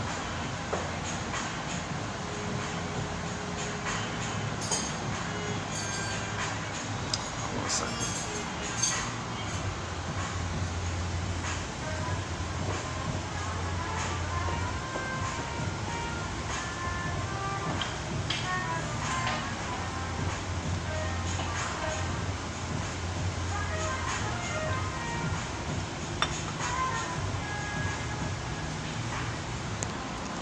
Okay, that's a good quote. The second one from 04. Again, for all his air of self-sufficiency, the narcissist is full of interpersonal needs. It's amazing, right? The narcissist, they always look like they don't care about you, you're a thing, you're no good, who needs you and all that. That's a trick. They depend on the response from them immensely. Otherwise, they'd admit their self-shame and they'd freak out like that. So to not freak out, they thingify others and get supply from them. So again, they want to be fed without acknowledging the feeder. That's a good one, yeah. I forgot about that one. For all his air of self-sufficiency, the narcissist is full of interpersonal needs. He is more needy than most people who feel they have something, so who got some love inside of them. Narcissists were only shamed their whole lives. They didn't get love in them. If he is to survive, he must find a way to get his needs met without acknowledging the independent existence of the person off whom he wants to feed. To admit that a person is necessary for him gets him in touch with feelings of deficiency, which plummet him into intolerable emptiness, jealousy, rage, etc. To avoid this experience, he inhabits a one-person world. In his mind, he is center stage. Okay, on the center stage is only one person, psychic play, trapped in the mirror, and other people are mere shadows. This solution creates a new conundrum. Quote, how can I get fed without acknowledging the feeder? The solution is to perceive them as, to treat them the way the mother treated them. The mother treated them like a thing, they treat others like things, because others are them, and they're the shaming mother. The person comes to represent a need-fulfilling function, like the breast for the baby. Same idea. There's no overall person to consider. This is a huge trauma. This is a huge issue. Mothers are meant to see their babies as human beings.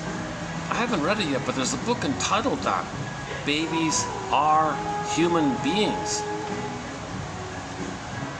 They're people. They're little people. Come on. And there's a trust there. The baby's vulnerable, undeveloped. He has a right to be soothed and comforted and held in the warm embrace, and so he can grow, have that safety, so he can be himself. The baby comes, the mother hurts him. Come on. Because she was hurt. This is intergenerational trauma. Mother says, well, I'm showing you that I was hurt. The mother says, I'm going to hurt my own baby to show you that I was hurt. I'm in pain.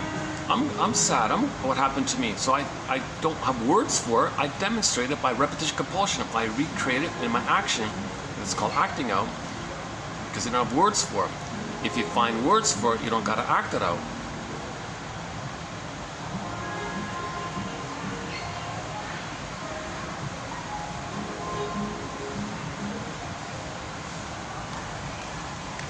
Before I forget, back to that Twilight Zone episode, Wong's like Mr. Wong's Lost and Found Emporium. The lady there, the Mrs. Carlson, sorry, the actress who played Mrs. Carlson in WKRP in Cincinnati. Okay, another sidebar here. In the TV show WKRP in Cincinnati, Mrs. Carlson is this billionaire who owns all these radio stations, among other things. So, in one of the radio stations, WKRP, she lets her son just sit in a chair and play with his toys and all that. Doesn't care about him and all this. She sets it up like this in her financial tricks to let her son's station be a miserable failure so she can make more money off her other stations. The DJ, Johnny, played by Howard Hessman, right? So Johnny Fever sees all this and says to this mother, or says to somebody after seeing this, so touching, a mother's love, it's so touching. So the mother used the son as a pawn in her money-making schemes and all this. So didn't care about the feelings of the son. The son was going to be a failure, but it helps her. So that woman, that actress played Mrs. Carlson. That actress, Carol something, is it Bruce Carroll, I think? She played in Wong's Lost and Found Emporium. Okay, so her issue was,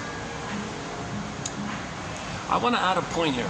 Her issue was that she did the wrong career, but that doesn't mean she's wrong. That's the point there. So when a mother says to the baby, "Don't do this," they fuse their being with their doing. So every time a mother says, "Don't do that," the child thinks he's defective, he's wrong. No, the action was wrong. The thing you're doing, I don't like, it's wrong, don't do that. So don't do that. The thing you're doing, now who you are is great. We accept you and love you. Mother's got to make it clear that the person is awesome and all this, but what they're doing she doesn't like. So she got to make an extra effort to unblend that. If she doesn't and simply says, "Don't do that," the child says, "I'm no good." Mother didn't say that, but the child thinks that. So in the career thing, she spent her whole career doing the wrong thing. And she was very sad on the floor, sad, crying a little bit, because it felt like she was no good or something. Because, so just remind me of that.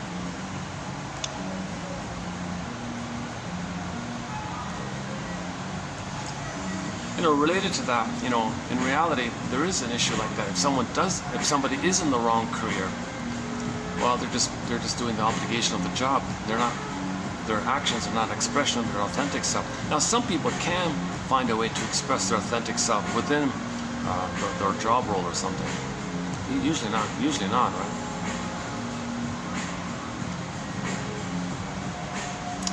So this issue is important.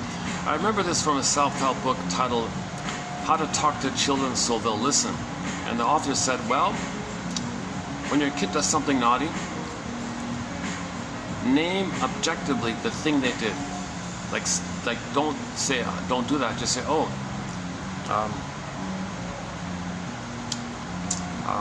the spoon fell to the floor. Oh, the spoon fell to the floor." So there's a little space there where the child might think, "Oh, the spoon fell to the floor. Oh, she didn't say I'm no good." But if she said, "You dropped the spoon. Oh, I'm no good." So you just observe the thing. The spoon fell to the floor. To preserve the child's dignity, just describe the thing you did.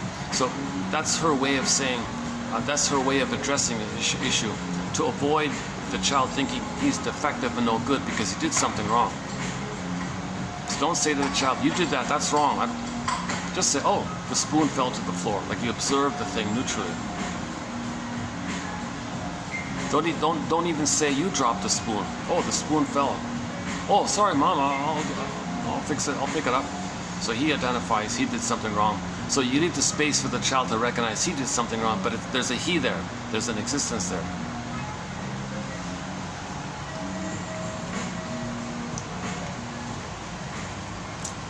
Yeah. So when the baby cannot save the mother, okay, babies think they need a loving mother, so they try to save the mother. So they failed in that effort. They feel they're no good because they failed. Their failing is their effectiveness. Okay. Plus, the baby's needs aren't being met. He thinks being rejected. Is it because it's defective? Plus, he feels the pain of it all. He thinks he's being punished. So he thinks he did something wrong, which means he is wrong. Plus, he couldn't save the mother. You add it all up, the child feels shame and guilt like this. Okay, baby identifies with her.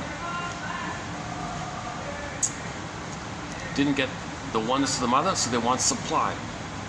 So the 80% out there got to be seen as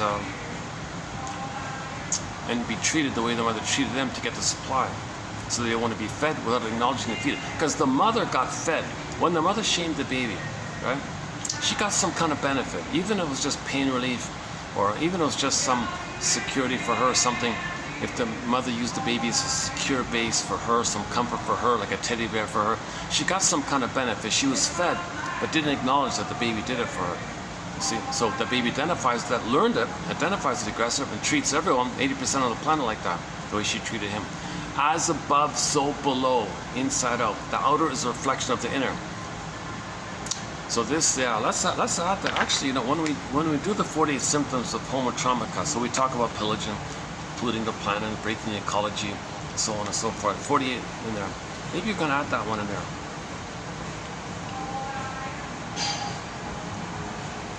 So the most traumatized are the most traumatized. Let's say the top 20%, and this seems to, not because of less sun and the tone became beige.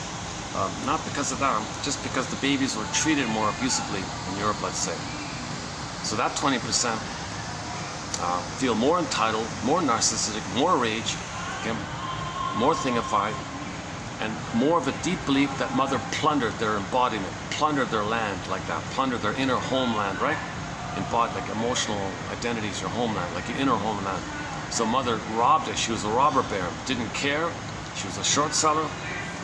Gave the child in poverty like this. So identify with the aggressor. Look around, there's land, Turtle Island, they say it's mine. Jargon, the jingle, principle of discovery. If we, the most traumatized, find some land, it's ours. Okay? Because mother took our land, my inner state, I become her, so the outer will reflect that. So they steal other people's land because in the repetition compulsion to have a mother, to be loyal to the mother, you imitate her, you mimic her, so you act like her to have a mother. You never got enough love to separate from her, so you're stuck with her, imitating her. So to imitate her, you treat others the way you're treated. So the inner state was the original, the prototype was the mother stole the baby's homeland, inner land. You identify with her, and you repeat it outwardly. So you find land, oh, it's mine. So they actually have that as a slogan in their plundering. If we, the most traumatized, find some land, it's ours. Click. They don't acknowledge the humanity of others. Okay? The way the mother didn't acknowledge the baby was a human being. This takes place if the baby's removed from the mother, put on a scale. Wait, don't do that stuff. You need a lotus birth, natural birth, laboyer birth, gentle birth, normal birth. Leave the cord, leave the placenta, hand the baby to the bosom, leave the cord, leave the placenta. Lotus birth, flower, stem, pod, baby, cord, placenta. Leave it like that. It's a huge betrayal to remove these cord and placenta shortly after birth. It's got to keep it there. The only time you're allowed to, or the only time ethically you can remove the cord and the placenta is after the cord, the blood flow finishes. So it's very easy to know that because the cord turns white and it flattens out. Then you can, that's the only time you can remove the cord in advance. Because the cord being red and bluish like that, that means the blood is flowing around. The placenta is like the guardian, the spiritual source for the child, right? And you're going to remove that, he lost his mother. No time, freezes up inside already. Some mothers can reestablish the attachment, most can't. So that's the transition from village to pillage 10,000 years ago. So we'll update that video. Yeah, okay, I would say that's the key one here. The second one from 04.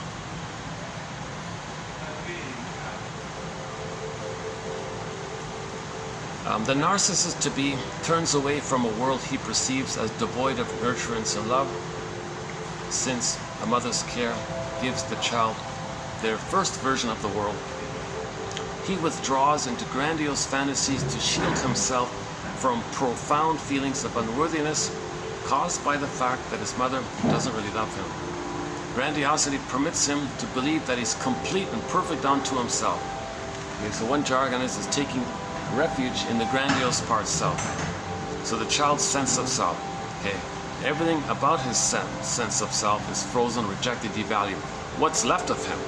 Oh my God, he's so empty, right? What's left of him? Okay, he'll go back that once upon a time in the uterus, he was a king and a god. That's taking refuge in the grandiose part self. So he's self-sufficient unto himself, like the model on the catwalk thing displays.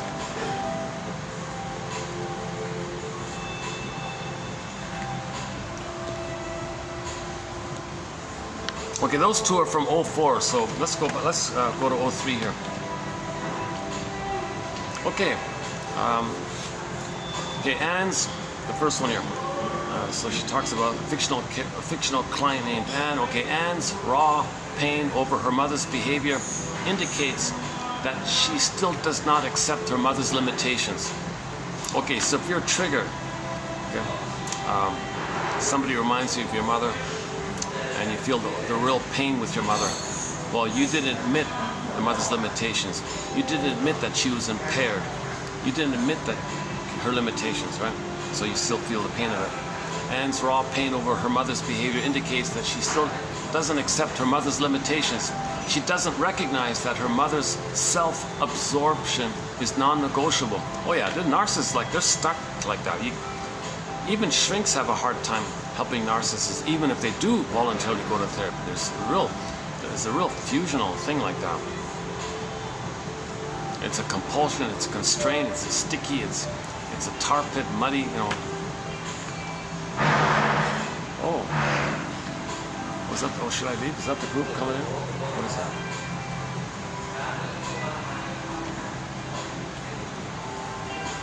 Yeah, okay.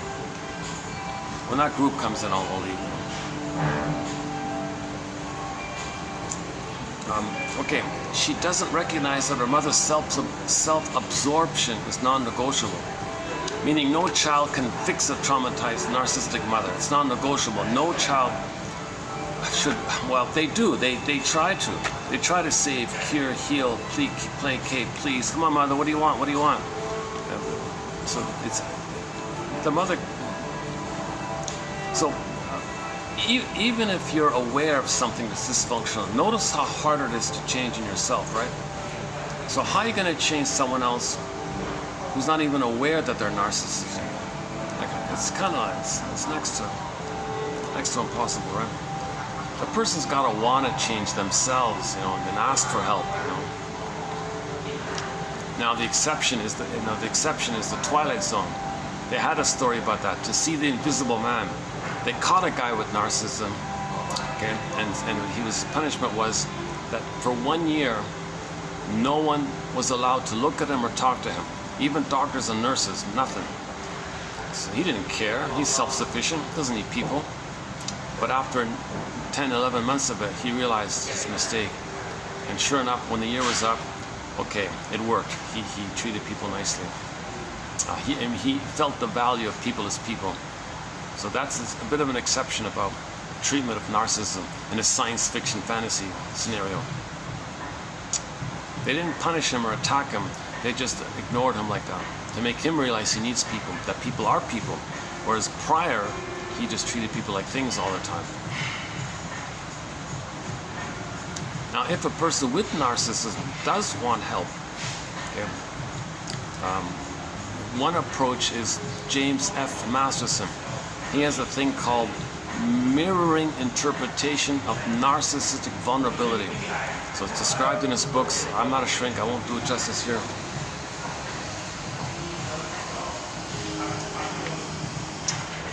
Okay. Anne scratches her head in the age-old gesture of one trying to understand the incomprehensible.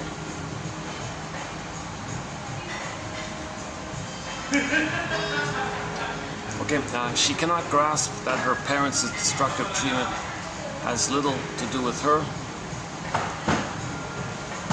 The trap of obsessive doubt ensnares many children of narcissists, sometimes for life.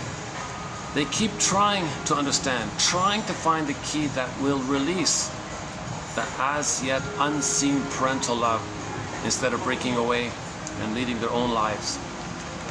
This is the stubborn, relentless, unreal hope that you're going to win a narcissistic mother's love. So you find copies of her and try to get their love. It never works. Unloved again, unloved again. Doesn't work, right? The name of her book. Oh, the Miss Golem's sequel is called Unloved Again. Because originally she wasn't loved by the mother, so she would find narcissistic people unloved again, repeating it. But when you're repeating it, you have this stubborn hope to unlock and get their love. But that person never received love themselves, so they can't give love. The narcissist can't give love because they never received love. You can't give what you don't have, kind of thing.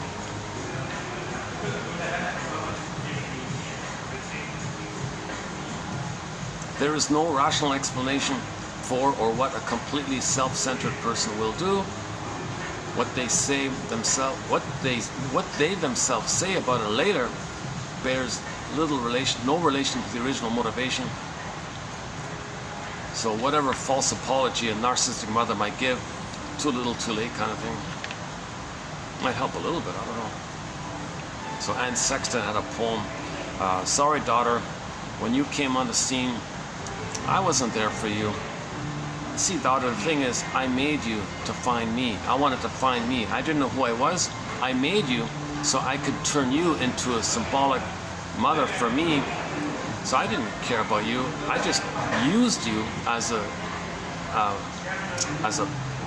source to let me feel some kind of like teddy bear effect, and I can control you. You'll be stable. I'll traumatize you, so you'll always look to me. So I wanted you to see me, look to me, respect to me, respond to me, look to me, make me always have that ready supply like that. I did that because I wanted to find me. So I thought I could parentify you, make you be my missing mother. Sorry, I made you to find me like that. So it might help a little bit.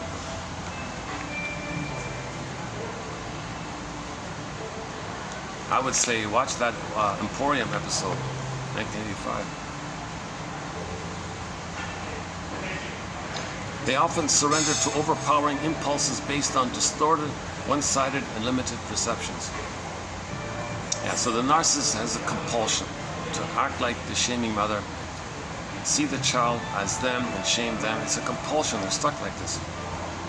The adult child of the narcissist must wean himself of the compulsive need to understand the finer points of his parents' behavior.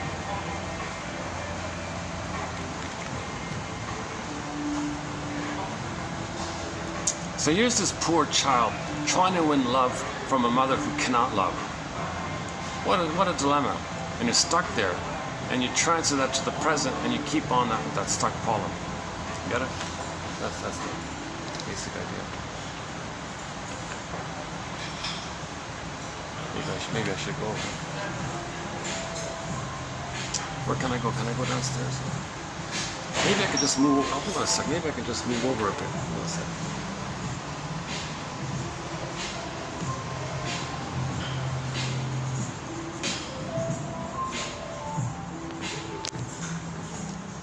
Yeah, okay, let me just shift over here a second. Hold on a second.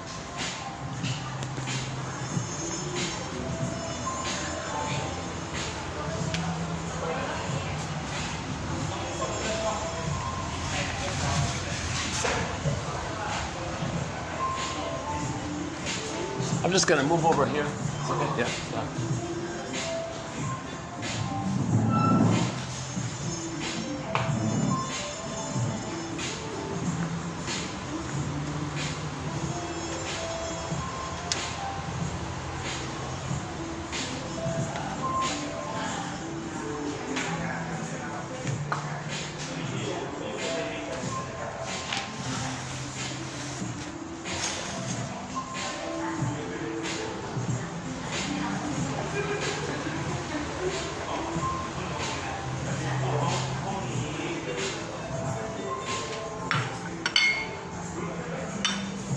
For the price of half a cup of coffee, one can get this encyclopedia. The link is below.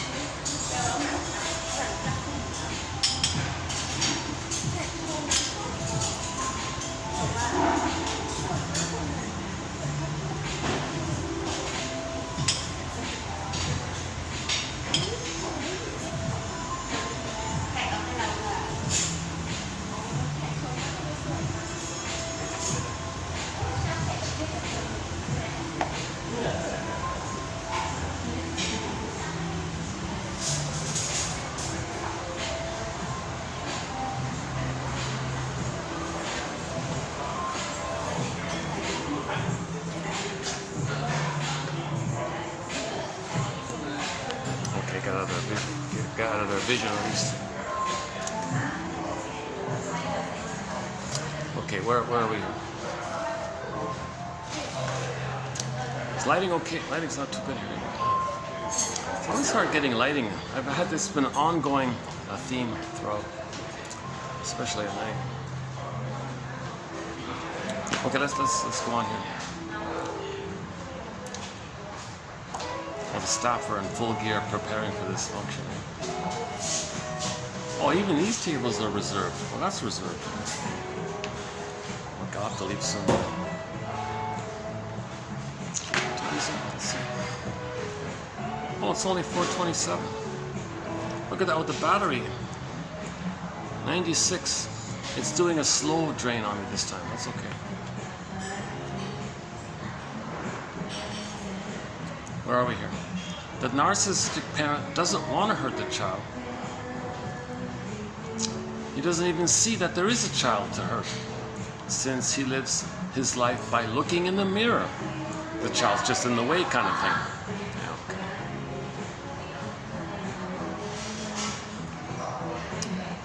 Okay, narcissistic parents are very, very skillful gaslighters. They're very, very effective in the painfulness onto the child of gaslighting. Baby says, I'm a person. No, you're not. Yes, I am. No, you're not. I'm not. Whoa. I have needs. No, you don't. So the mother resents giving needs. The child was there to meet the mother's needs. I have feelings by this. No, you don't. I don't see. Yes, I do. No, you don't. I don't. I don't have feelings. I don't have needs. I don't have identity. No. Mother, the word of the year by the Merriam-Webster Dictionary Company, gaslighting. For example, one parent responded to his child.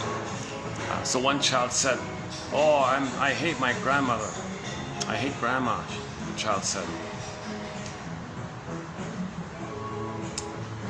And the parent said, "You don't hate grandma. Only a bad child could hate such a wonderful grandma. You love grandma." Unquote. This statement created vast conflict and confusion in the child's mind. Gaslighting. The child was experiencing what is known in the vernacular as mind. Okay, fill in the blank. I don't want to say it. He was being trained to distrust the reality of his feelings and thoughts, known as gaslighting. The narcissistic press for symbiotic unity requires that the perceptions of the child and parent be identical. So the symbiotic press, the narcissistic has a symbiotic press. Come on, baby, mimic me, imitate me, be one with me. Let me feel that blissful oneness. Narcissistic press like that. Poor baby, huh? Obviously, psychological abuse. Obviously.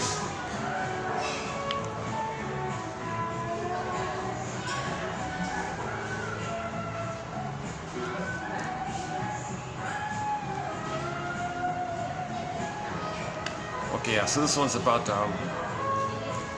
the sort of the all or nothing side of things. the mother's seen as a monster. He's very shamed like that, but it's two circles, like a split, like another two circles. The goddess one and the specially chosen one. So things are overly extreme like that, like either everything or nothing. The either or is kind of extreme. They don't do the third side of the coin. They don't do the middle way. They don't do the golden mean, the third side of the coin. They don't handle ambivalence. They don't see the humanity of people's cry for love. No, I get it, fine. I don't, who cares? That's the in other words, not the translation. The baby is, being with the mother for the baby is a question of heaven or hell. There's no middle. There's no under heaven, over hell. It's just click, click, either or for the baby. He needs heaven with the mother. He needs paradise and bliss with the mother.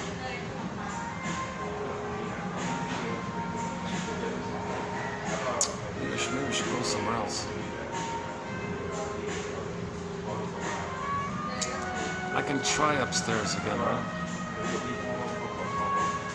Are we almost finished? Let's see. Next one here.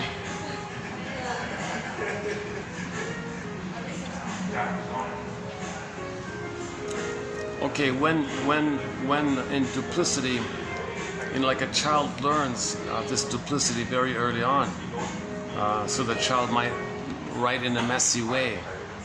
So the teacher says, "Did you mean that?" "No, I meant that." That's the fudge factor. Or the adult might confuse you with esoteric references. "I meant that." "No, I meant that." So narcissists love this vagueness and hedging capacity. "Oh, you thought that? Haha, I meant that." So they love it when things are vague like that. So Helmut Kaiser says therapy is about, number one, duplicity analysis, and number two, identifying this issue of how the person is wanting their symbiosis, and that the relationship is meant to facilitate two people in the room. Somebody said if the narcissist can understand that there's two people in the room, he's good. But in the room there's only him. But the other person is his shame self or the rejecting mother.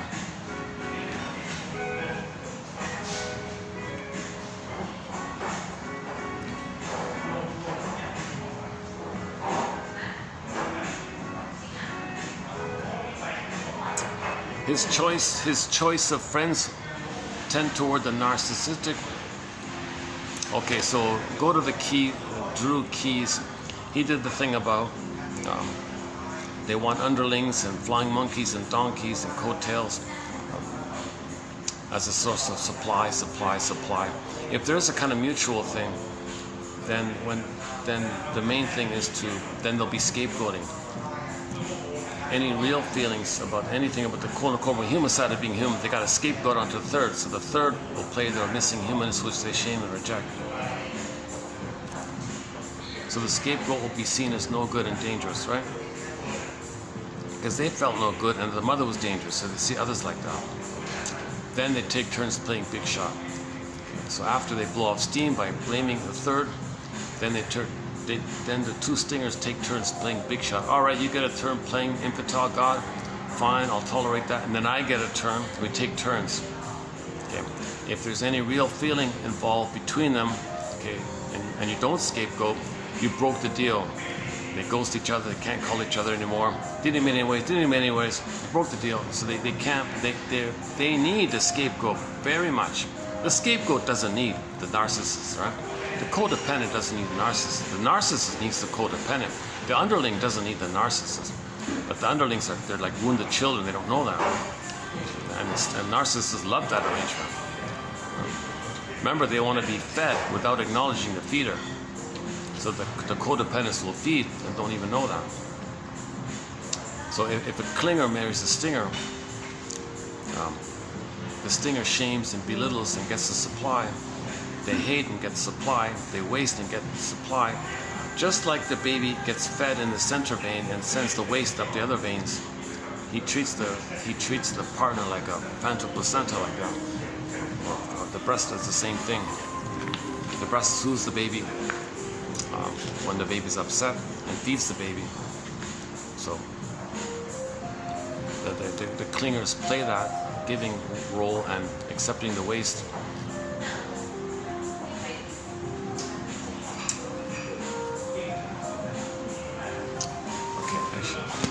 problem is there's no real. Okay, hold on, just hold on. We're almost finished. Hold on.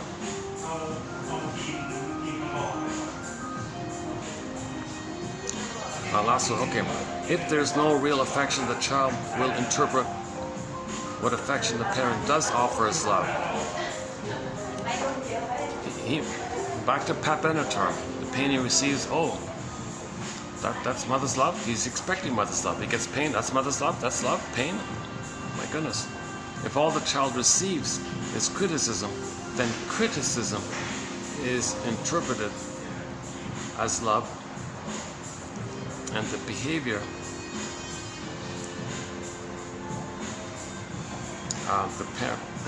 the parent criticized will be repeated. If the child was only attended to for being lazy,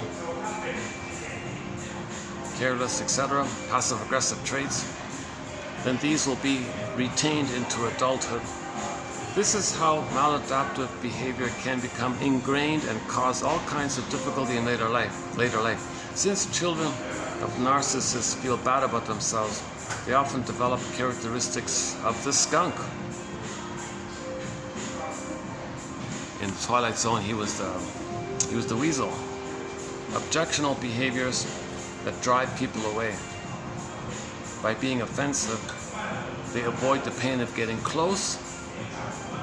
As painful as early rejection and loneliness can be, the skunk person prefers to control. The skunk person prefers to control the rejection, like the Cher song in the mall. Okay, she wants to control the rejection. She was rejected. I'm gonna control this rejecting. All you guys, you're not good enough. You're not strong enough. I'm gonna reject you. You're not strong enough. She kept saying. Do you believe in love after love? Means, can you give me supply after supply after supply? Can you give me that missing oneness? And the protagonist in the song sung by Cher, I don't believe you can do it, so I'm going to reject you. So she controls the rejection. That minimizes the pain of being reminded that she was rejected if she comes to reject her. But she is rejected again. She just is not aware of it when she finds proxies to reject, and the proxies play her being rejected.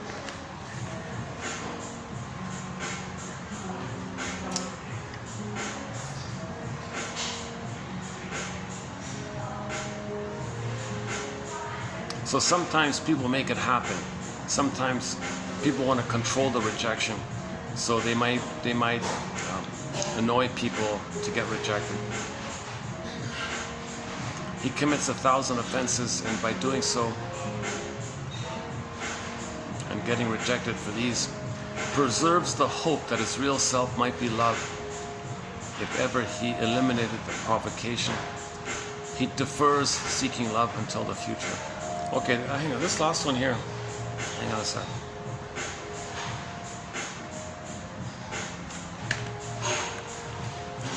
Okay, this is about passive aggressive, right?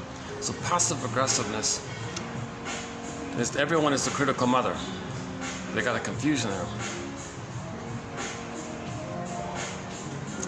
They're the frozen child. At the same time, they want to reject. So it's blended in like that. So they reject in a sneaky, covert, passive way to frustrate people, provoke them. So the passive-aggressive one is the rejector. They just set it up so that the conclusion is that it looks like the other one is rejecting them, but they rejected them first. He wants to control the rejecting first because he's afraid to do the rejecting first. So he just tricks it to make them reject him, but he rejected them first to control the rejecting. Passive aggressiveness. Is that it? Okay, so you pick your favorite. So my favorite for this one, 03, I think is that first one.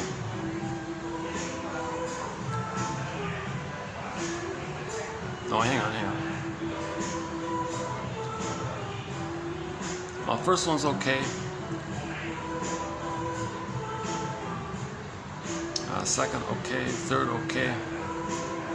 Fourth, okay. Okay. Actually, this is all sort of general.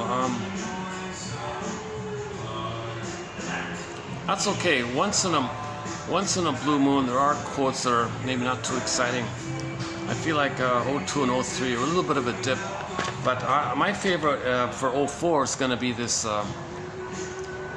second one, where the narcissist says to himself,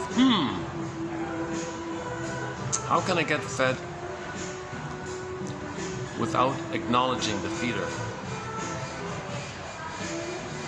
Okay, I would highlight this one, the second one in 04. Go to 2904, look at the second one.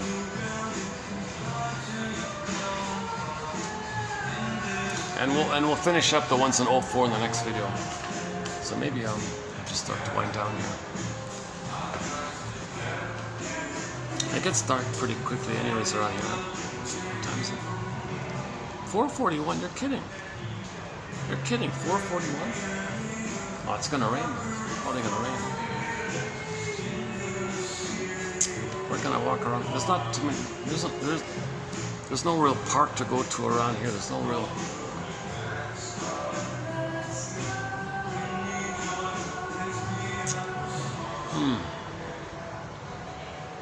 Maybe just go to the lobby here for a few minutes and close it up. Yeah, let's do that.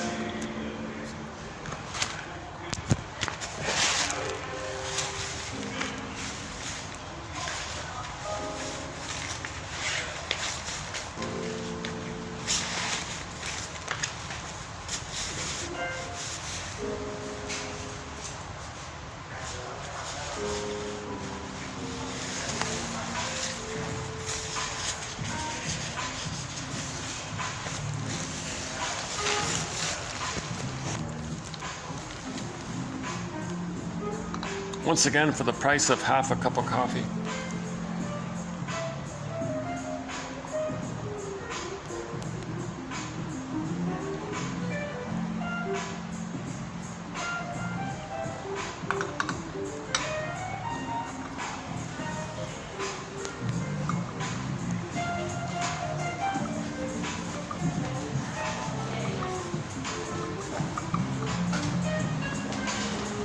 Thank you. Yeah, see ya.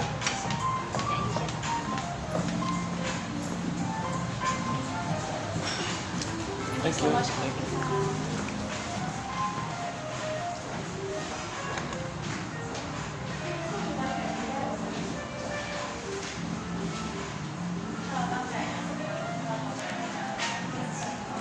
Let's peek at the fitness room for a minute. See if we get lucky.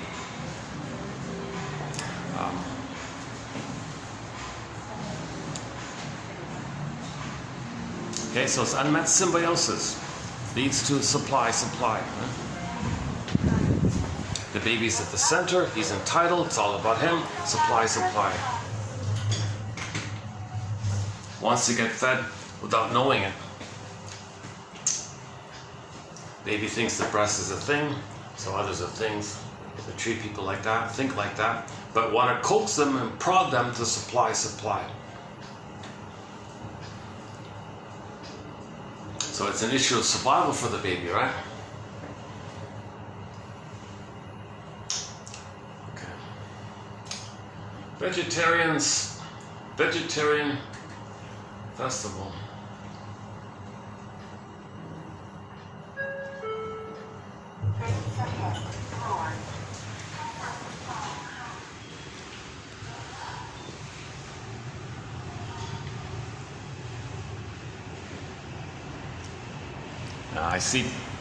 I see people in the pools. Let's forget it. Okay, forget it.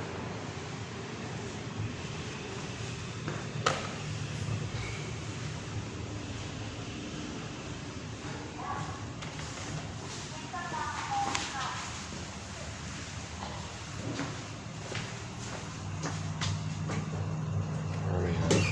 Second one.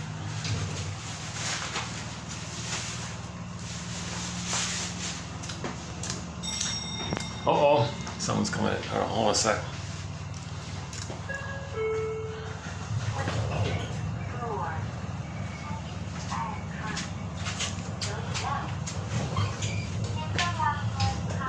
Okay, so we're posting this in the year 2024.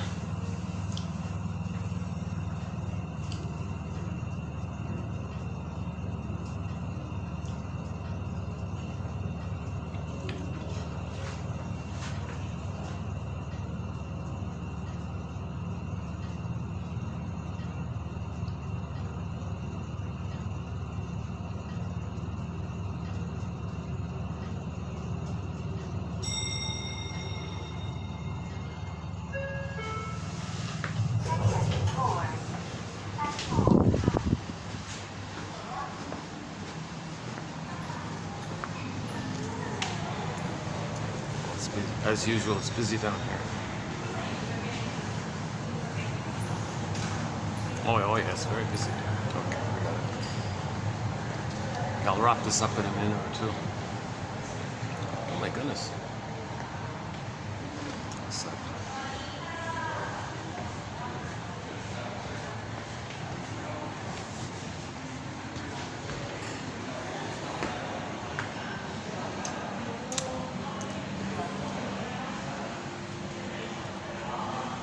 Well, I've got all this caffeine in me. I'm still jittery. The caffeine hasn't worn out yet.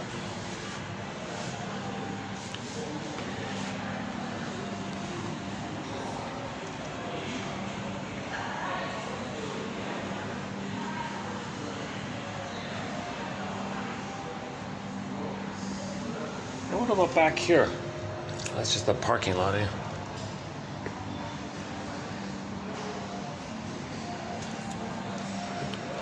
I'm just thinking, is there any other place to? I just finish up here.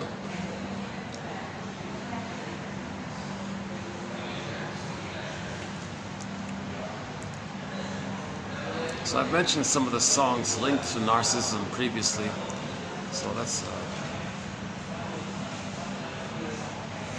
Delirium's song, After All, the acoustic one, Acoustic After All by Delirium. Gabrielle's Give and Take. Narcissists cannot do mutual give and take. You ought to be kidding. Remember, they want to be fed while thingifying you. You know, that's the baby thingifying the breast. That the breast is the thing, and they're being fed. They're stuck in this mode. Right? They're stuck in this mode. Now, the skill of narcissism is to fool everybody. If people are fooled, you look at them. You think they're the authority. You admire them. And that's how they get their supply. So all of their studies is to that end, right?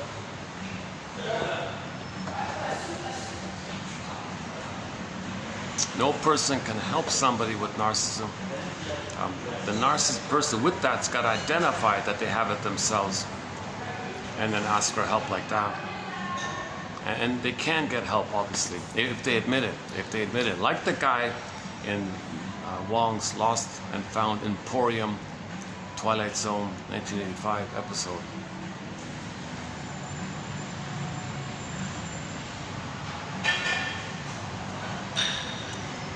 Most people with narcissism, they're just addicted to playing infantile God. They're just addicted. They're entitled, they're addicted. Get the little white flower. It's an narcissism is an addiction. This kind of getting supply, it's addictive. It's the same biochemistry like an addiction. So they're addicted to this. So how can a child save the mother from narcissism? She's addicted to what she's doing. How can a child be like a drug rehab for the mother? You know, something like that. So again, narcissist turns into the little white flower. Echo, the soul of a person, the statue. So the statue, remember the beingness? Echo was the beingness, like Snow White and Rapunzel. Echo was the beingness. Echo turns to stone in the story, right? Oh, hold on a second.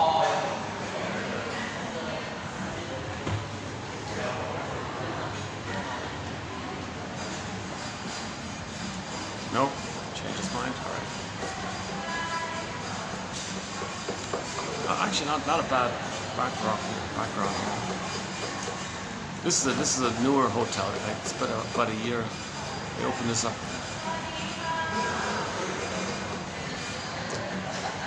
There must be something special about this hole. Why it's always packed with people? Like it's maybe it's for tour groups or something. I'm not sure what it is. Maybe it's the vegetarian festival.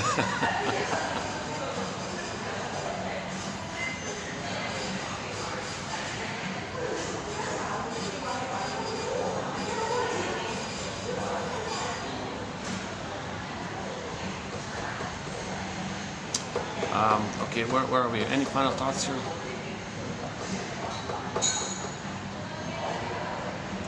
Another jargon is called part object rigidity. Right? The baby the breast for the baby is like a part of the mother, so it's a part, like a thing, like a part, right?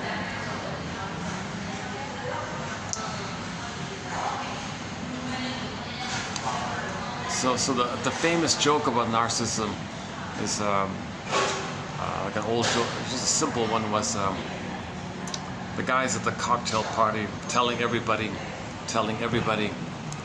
about his book and all that, making it about him and his book. Then he says, all right, enough about me. Let's talk about you. Well, what do you think about my book? He still turns it around like that.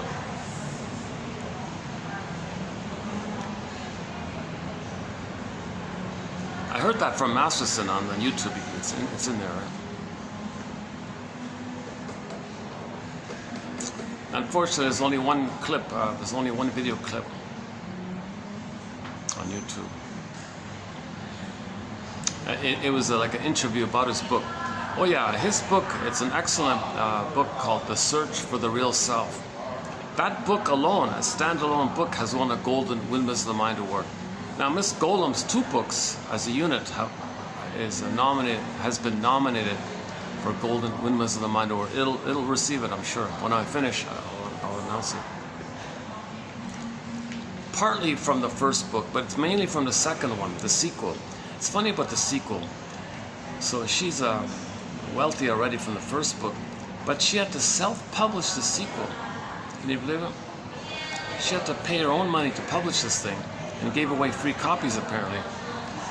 And it's way better than the first book. It's a distillation, it's an update, it's a crystallization, very clear, a little poetic sometimes. That's a great little book. It's called Unloved Again. So luckily the self-publisher is still around. A lot of these self-publishers they're gone, right? But that one's still around. It's called I Universe. Just the letter I, and then universe written together as one word, iuniverse.com. In the search engine, type in Unloved, it'll show up there. $3.99, very well worth the $3.99, the price of a coffee basically. It's about 200 pages long. I'm calling it a psychoanalytically informed cognitive therapy idea. So you can cognitively help yourself with this analytic perspective. That in the template there's a freezing parent and a frozen child. That's an analytic idea, right? So object relations theory is the study of the internalization of interpersonal relationships. So object relations theory is synonymous with psychoanalysis. So in any moment you pause and identify, well, which construct is taken over here? So it's usually one or the other, right? The adult one's missing. Oh, hold on a second.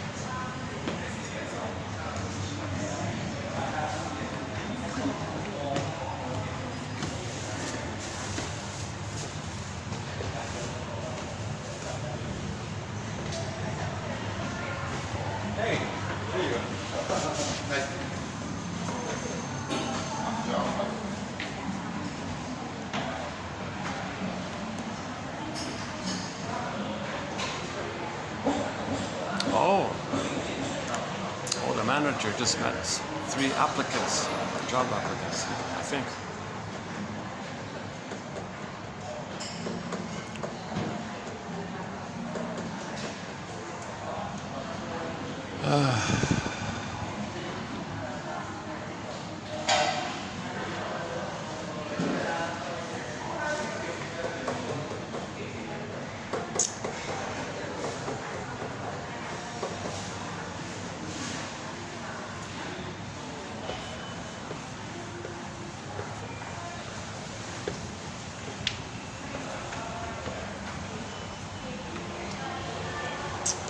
Oh, maybe I can just sit over there for a bit.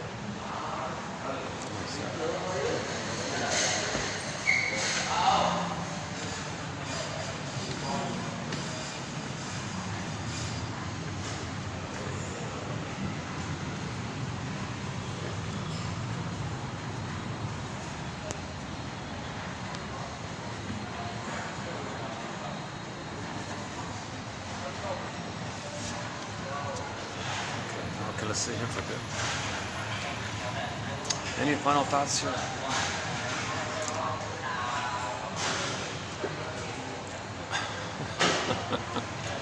let's finish up here. What else about narcissism?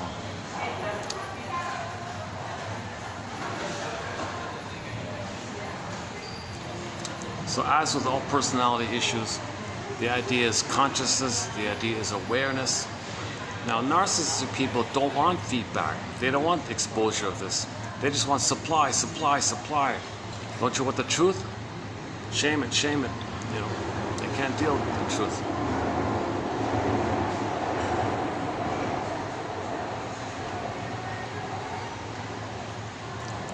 Typically, those with the narcissistic pattern become curmudgeons late in life, bitter, like that.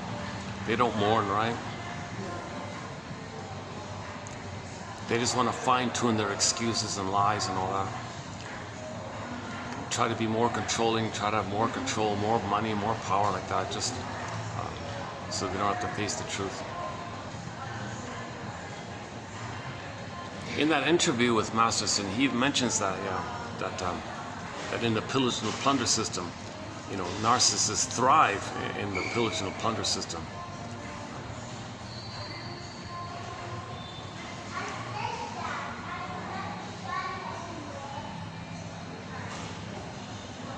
Because you don't have to feel for others, you know.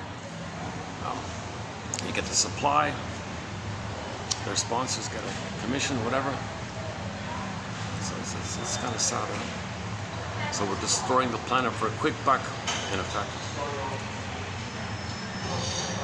And yesterday with the food one, somebody said, "What's wrong with Franken food? It gets bigger, isn't that greater?" Well, it's synonymous with dead food. It's about the nutrients, right?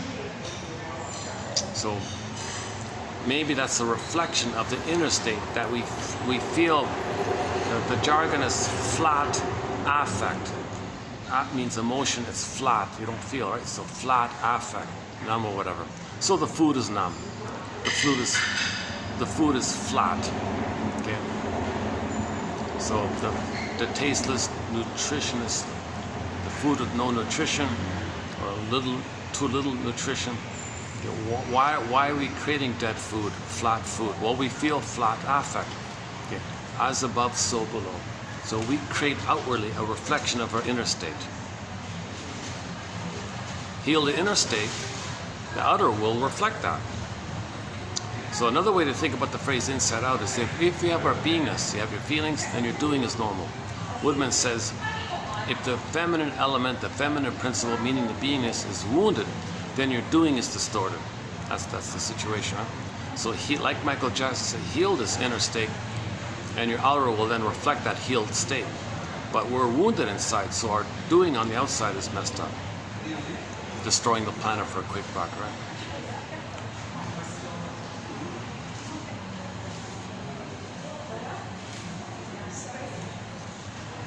I gotta admit, this is one of the nicest.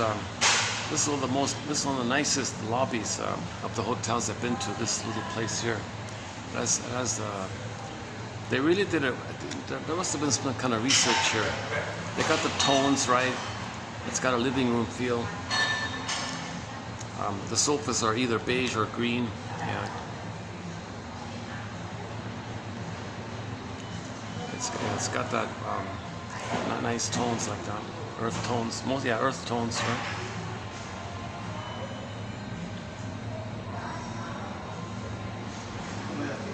Let's just finish up here.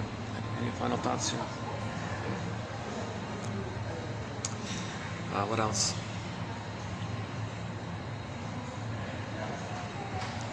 Oh, The Earth Moved by Elise Sappi. We played that well. Ideally, I'd like to close up with the music, but I haven't had a nice room where I could bring in the laptop to play the music. So 2 videos ago, we closed up with in my fantasy, 3 songs. Elise Sappi's, not that one, no, another one. Elise Sappi's The Love You Gave, Pavlov's Dog, Late November, and Gabriel's Give and Take. Yesterday was our theme song, Katja Epstein's German cover of the song Windmills in the Line. So in this video, what can we close up on? Let's think. Let's see.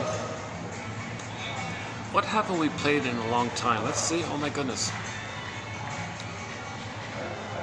What about Solveig's song? It's an opera song called Solveig's Song by Elizabeth Gruner. It's in German as well. So, what Echo was for Peer Gynt, it's kind of like Solveig and Peer. Sorry, what Echo was with narcissism. Okay, the parallel is like Solveig and Peer Gynt. So in the narcissist story, there was never any recognition of the loss of the soul. The soul became a statue, and there was no dialogue between there was no linkage between narcissism and the soul. So there was no dialogue between Echo and narcissism. He just ignored it all the time, right? So the beingness was frozen in the forest, a little echo like that, and he never paid attention to it. So he became a flower, a little white flower. Now in the Peer Gynt, Ibsen's famous Peer Gynt story, it's a little bit similar.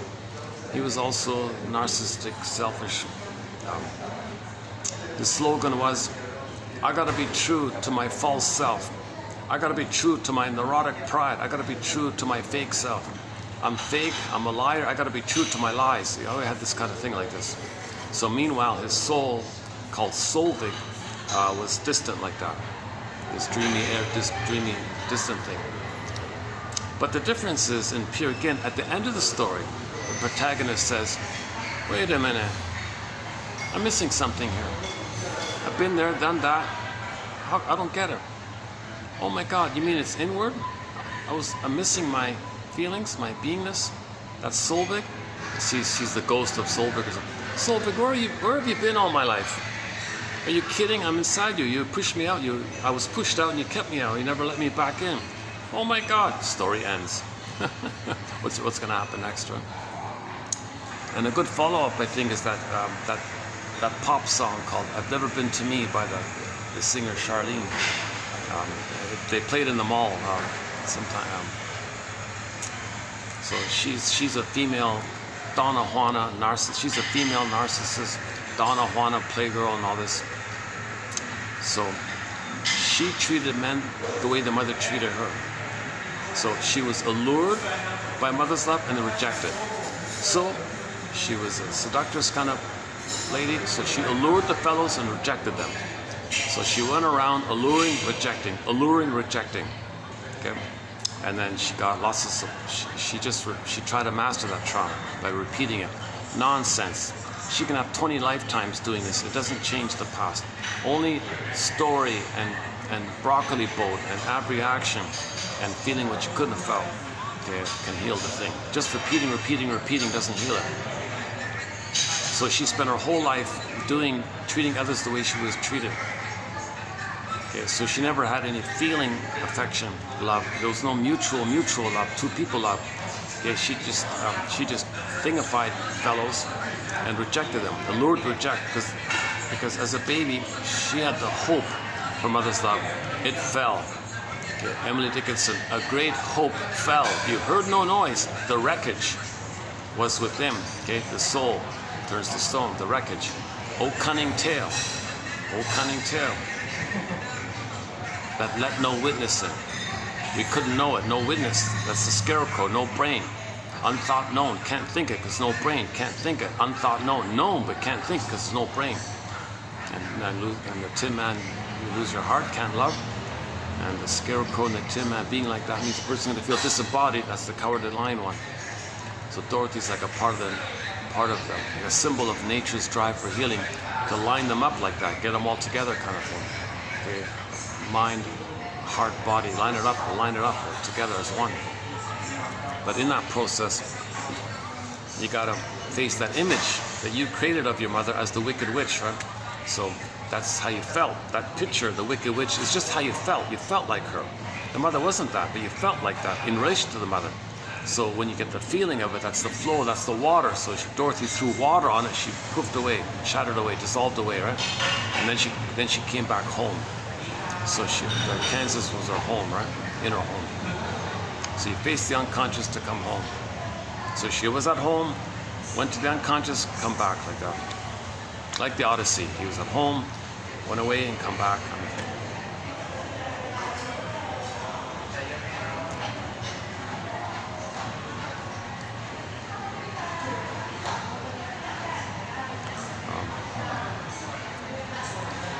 was it again? Really sappy, the love you gave? No. I forgot the point I started off with.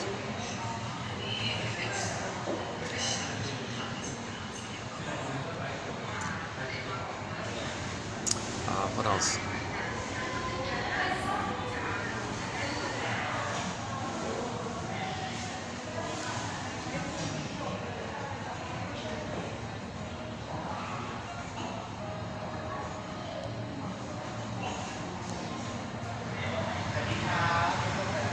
I mean, usually you can, now that when your person's aware of it, you see, usually you can kind of sense it.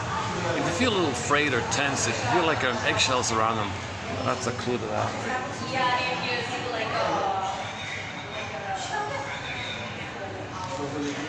Now she says, as Golem says, if you're stuck in a scenario where you're working for a narcissistic boss, well, be aware of it, but don't let them know that you're aware of it or something.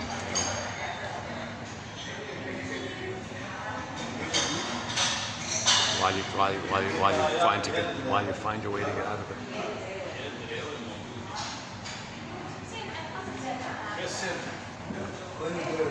What else is there?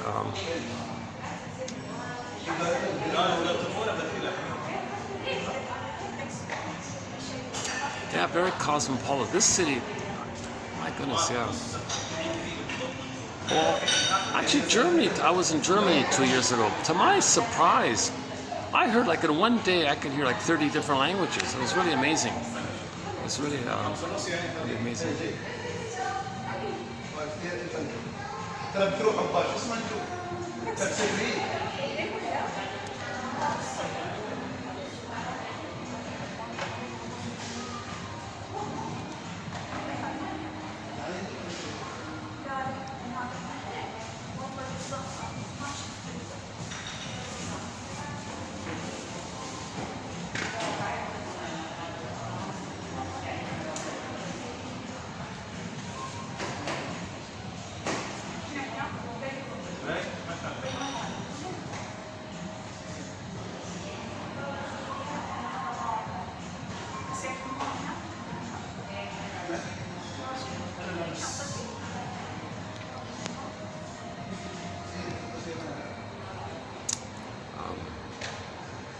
I'm looking for a song here. Yeah, okay. We're looking for a closing up song here. So we haven't played. Delirium. Yeah, we played Delirium recently. So we got Self-Saboteur, Truly, the acoustic version of After All, and I think the fall one. We got a lot of songs by Anne Shell.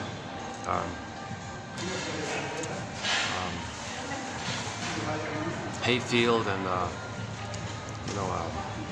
Castle by the Sea, and Betty's one in there. There's an album called Betty's Garden. There's a song called Betty, a fun song. But actually, that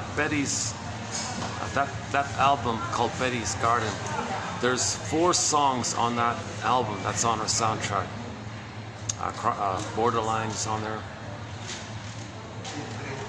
Meaning the not psychology borderline. She means like the relationship is on the line about the relationship on the verge of breaking up, like on the line like that. And it's kind of, she said, it's sad like that because they were a loving couple. It's kind of sad that's on the border like that. The marriage is, in other words, the marriage is on the rocks, she was saying. The marriage is on the rocks. And calling all the angels, how can we help here? It's kind of sad like that. What's the other one? Oh boy. Castle by the Sea, Hayfield.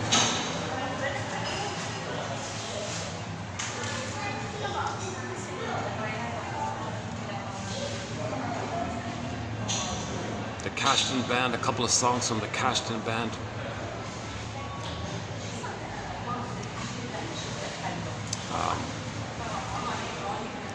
The Willie Dunn and Willie Mitchell. Well, Willie Dunn is a Mi'kmaq singer, so Ballad of Crowford and Children of the World and The Son of the Sun. Now, when I say Willie Mitchell, I mean the indigenous singer Willie Mitchell, the one who sings "Call to the Moose," "Call to the Moose," "Birch Bark Letter," I Promised You a Song, Big Policeman, Killing the Mind. Oh, that one there about the killing the mind one, Jesus. See, he's saying as an indigenous person, some indigenous people were so traumatized by the plundering and pillaging that they think like the colonizer. Their mind was colonized, right? They think like the colonizer. He said, well, that's really like killing. Their mind was killed like that. Identification with the aggressor. Willie Mitchell, Call to the Moose. We got a whole long list of great songs by indigenous singers. Susan Aguilar-Clark, Sylvie Bernard, Jenny Luzon, Brian Andre, a couple of good songs there. Robbie Romero, The Eastern Owl, Kay Lolyn Johnson. That's a good one.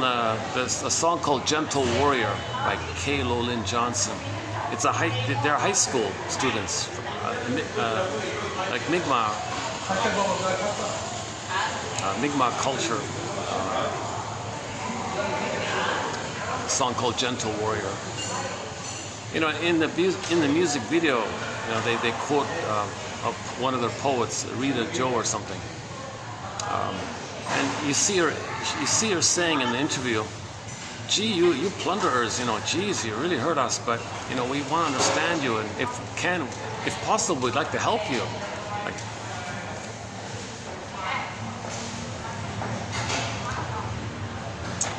so it's like, so she has this naive hope that you're going to save narcissism? Come on, that's today's topic.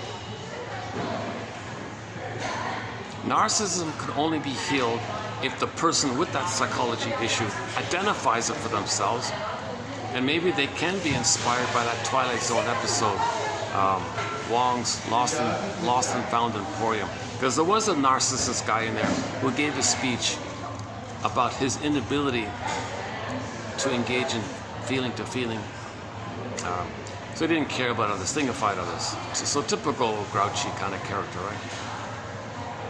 You know, and his exercise was he had to look in the mirror. Another clue that was about narcissism, the whole mirror thing. He looked into the mirror and he started to see what his children saw when they interacted with him. His face morphed into this ugly monster, like Dorian Gray kind of, this ugly. He freaked out, broke the mirror. He couldn't do it.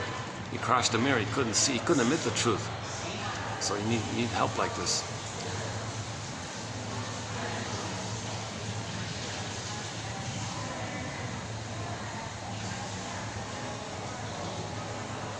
And the main protagonist, Mr. Wong, so he's considered kind of sensitive, so he could see other people's issue, and he inherited the Emporium, meaning he's in touch with his unconscious. He's in touch with this lost and found world, the unconscious world, right? So he can help others. So he became a healer. So usually the traumatized people, when they heal themselves, they have the gift to be able to heal others like that. So he became like a shaman like that.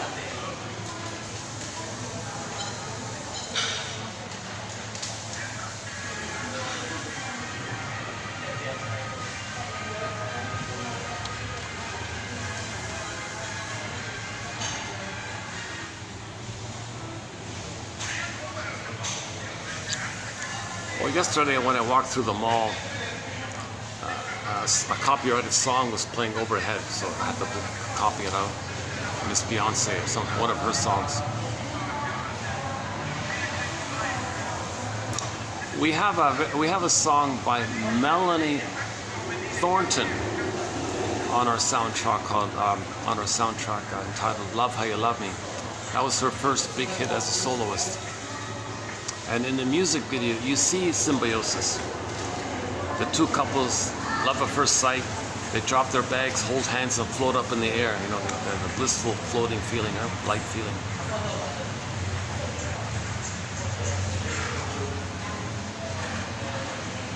That's only going to last briefly, of course. You're feeling the oneness that you had because somebody reminds you of the mother. And it just so happens it was mutual like that, so they both floated up like that. But it isn't the mother. so it's going to crash. Oh, you broke it, you betrayed me, you failed me, you promised you love me forever, and all this love after love. Well, the anger you feel now is for you to know the original anger you felt with the mother. You repeat to get your story like that. Maybe I'm taking up. Well, maybe I can go over there. Hold on a second. Let's move over one.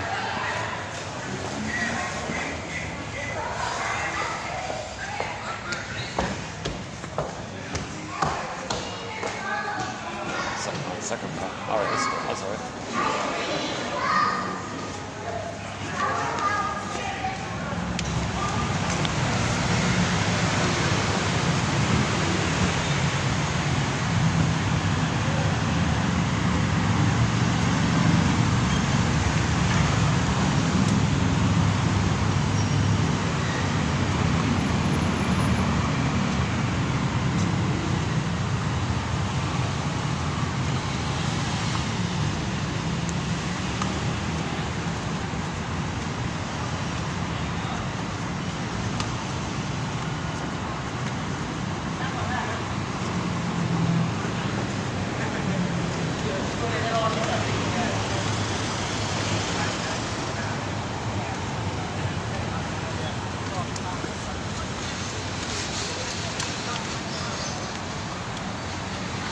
Just go for a brief walk then.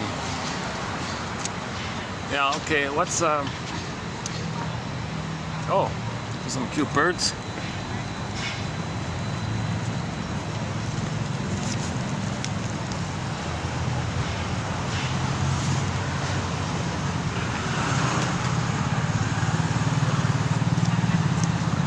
Yeah, look at these got these bright, vibrant orange beaks, those birds.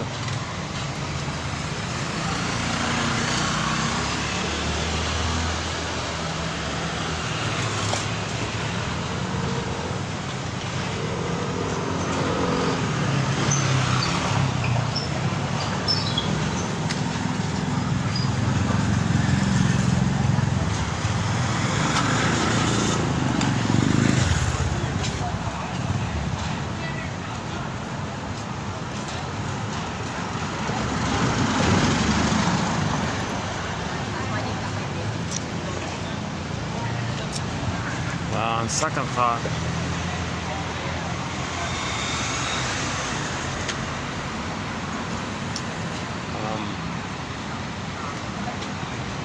it's getting a little busy around here.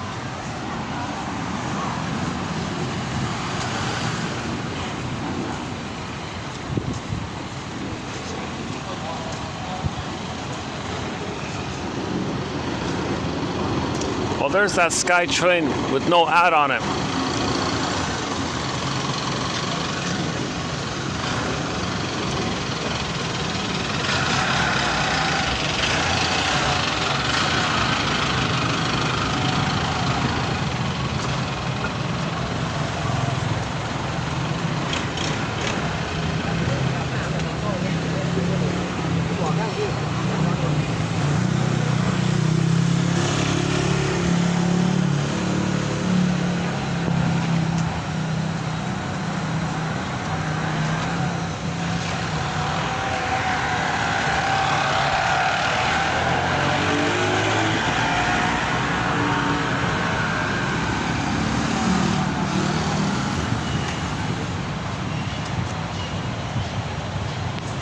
Let's just stay in this little section here.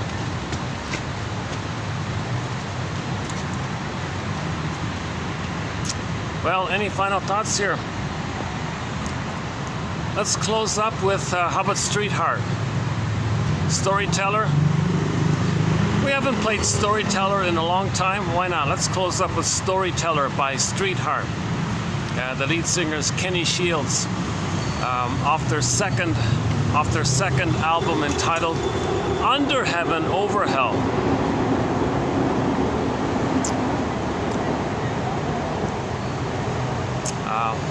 That's a great album, by the way. Storyteller, Star, a couple of other songs. Actually, that Storyteller song is only on their vinyl. When they moved it over to CD, they took it out. Can you believe it? That's one of their best songs. Nobody knows it. It's called Storyteller by Streetheart. He passed away about 10 years ago, I guess. And is that right? Something like that. Oh, here's a new deco thing. Let's see. That's not bad, huh?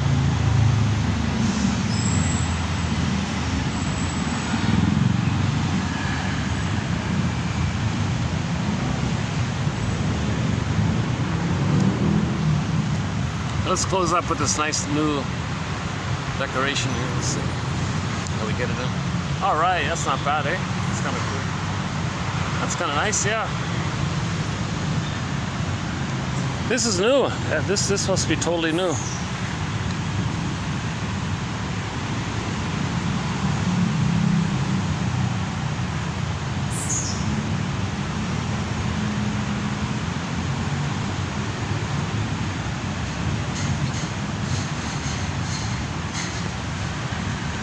Oh, hang on, here's a spot.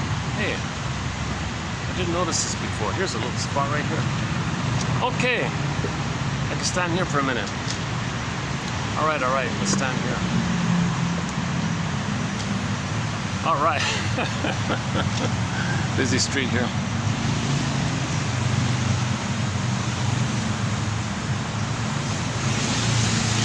Well, we'll continue with the topic of narcissism. Very popular topic. A lot of people talk about it. But very few people talk about the psychic structure of narcissism. Okay? It's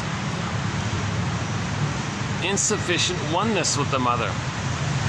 The self and the mother are still one. So he's entitled, it's all about him, he's the center. So that's why the lack of empathy, can't apologize, can't admit a human, like quote unquote, more human side of being human feeling. They have the sensations and visceral responses from the survival brain of fear, anger, anxiety, like that. Mostly anger, of course. But they don't feel the pleasant feelings of the feeling self, right? They don't really feel. Their joy is called Schadenfreude. It's a perverse joy. It's a pathological joy. It's a sick joy, where they shame others who play them, and they play the shaming mother. That keeps them in the perverse oneness. Right? That oneness is only meant to be a phase that the baby passes through onto individuation, differentiation, like that. He's stuck there. And he's getting this constant little white flower feeling all the time, this blissful, spacey, dreamy, solipsistic, oceanic feeling kind of feeling. So to get it, he imitates the mother, he gets it. Now the pain of it all, well, the shame self will express it for him. The rest is numbed over in a swoon, so he's in a dreamlike trance while he's doing it. And he feels excited. And he feels the excitement of being the one who's going to shame instead of being shamed. But he is being shamed, but he feels excited because he'll be the aggressor. So he feels a little enthusiasm, I guess. Oh, what's this? Oh, how about here? Hey, how about here? This is a nice corner spot. Aha! What about just right here? Okay, just wrap it up here. Just by the main road there. All right. Okay, any final thoughts here?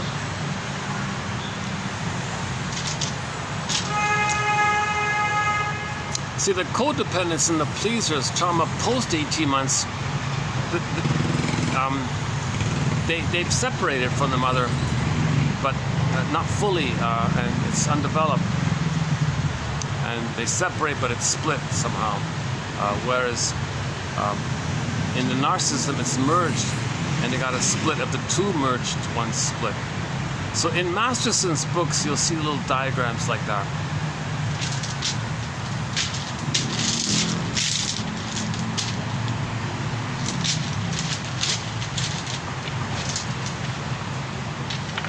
maybe I shouldn't. Or maybe I shouldn't. Maybe I shouldn't stay here, but let's see. Let's go back to that nice little thing here.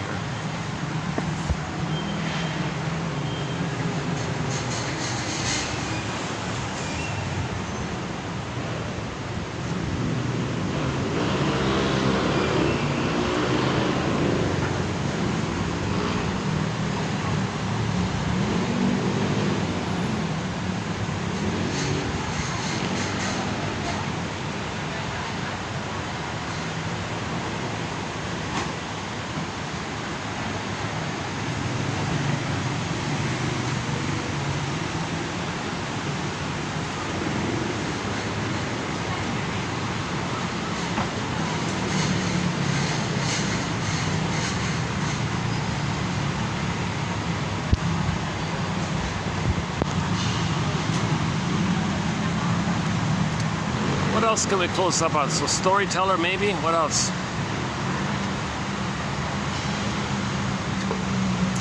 What else?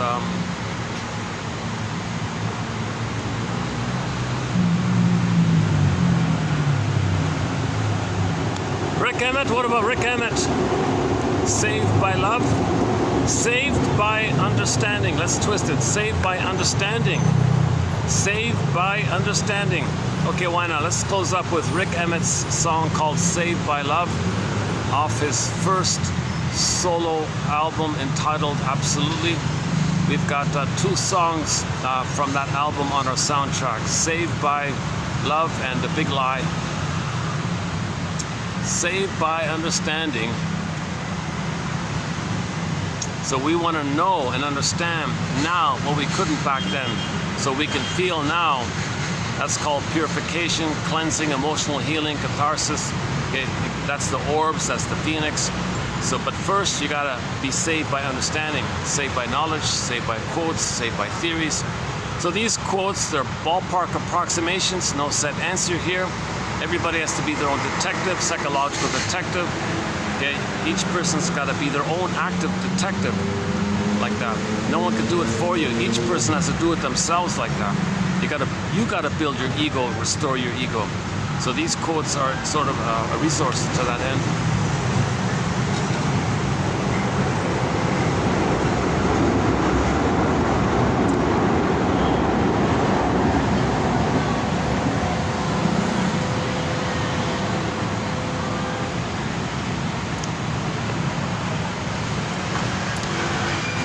Okay, Saved by Love. Let's close up with Saved by Love. That's okay, yeah. Let's close up with Saved by Love. There's some other good songs on there, like the Middle Ground one, the Middle Way one. Like Looking for the Middle Way. He said the answer is the Middle Ground one. That's not bad.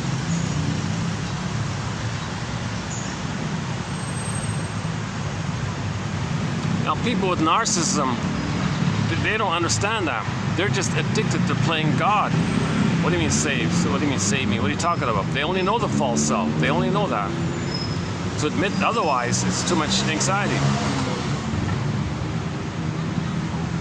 So once again, that's why that scene in the Twilight Zone, okay, in the old guy, looking in the mirror in the episode Wong's Lost and Found Emporium, is a key scene. That's a very important scene. That little speech he gave about feeling badly about how he treated his children, and then he saw in the mirror of what they saw when they interacted with him, and he was so cruel like that. He was verbally abusive. He was like he was a bullying kind of guy, I guess, typical cookie cutter bullying kind of character, and he admitted it. He admitted that he lost development. He lost normal, regular development. He was frozen in the stage of narcissism. And the kids didn't want to be thingified all the time, so they hated him for that, and they left him like that. Then it was brought to his attention. Now, usually with narcissism, they'll just say, oh, those kids didn't him anyways. They were no good anyways. They got the mother's genes. They'll make some excuse, rationalization. Not his fault. It's never his fault. They're wrong for not loving him, for not mirroring properly. That's why they're a failure. Like that's he won't identify his contributing factor to why his children hate him. Narcissism will not identify their own contributing factor to why their children might hate them. So he'll go to the cortex. Come on, cortex, come up with some excuse. Oh, then he might say, oh, he's got the mother's genes, or nothing to do with me. I know why they'd hate me, because they didn't take care of me properly. It's their fault. Their fault? What about your contributing factor? How dare you? You know, like they'll be enraged. They're not supposed to give. They're only supposed to receive.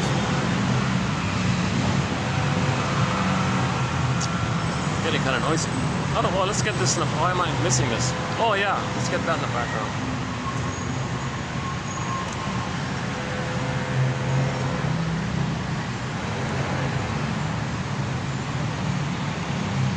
What if I do it this way? How about like this? Aha! Like this? Or, hey, hang on. What if I just like this?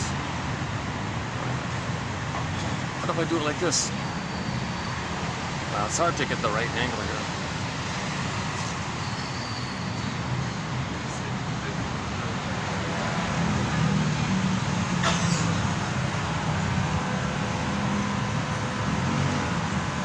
It's clever, eh? The artist did a good job with the lighting and the basic materials, right?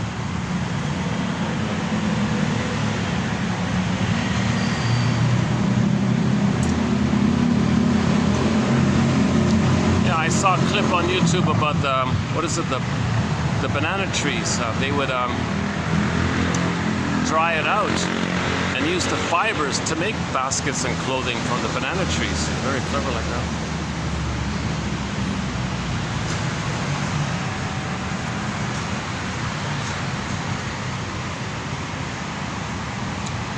I should bring my chair next time. That's a thought. I could just bring the chair, put it here. Nah, it's too busy here.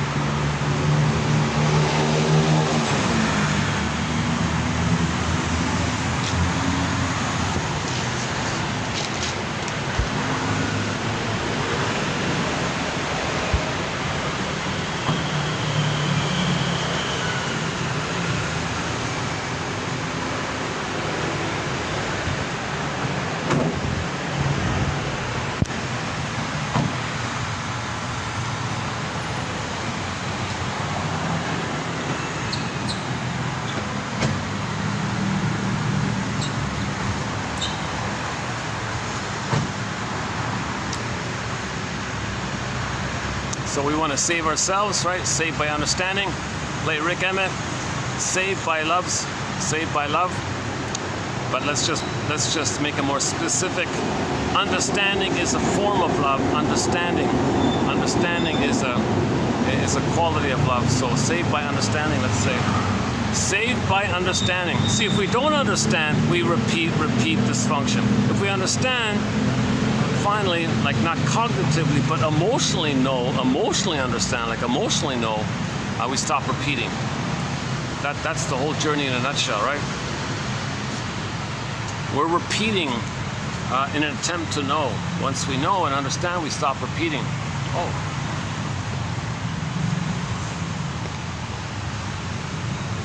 What about now? Can I go?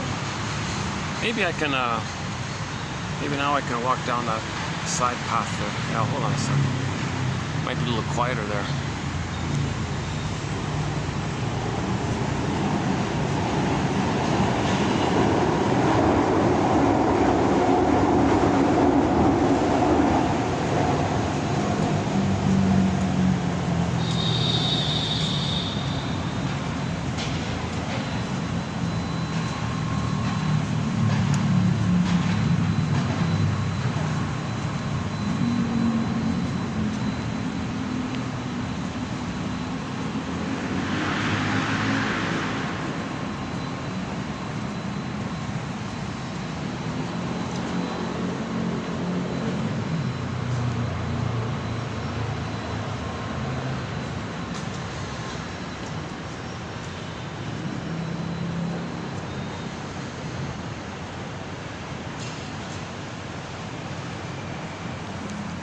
Oh, why don't we play both songs?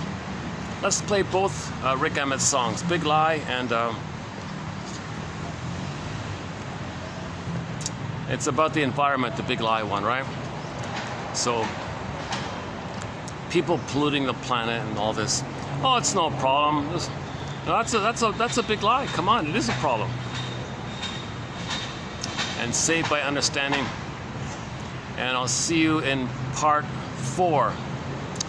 So that'll be 2904.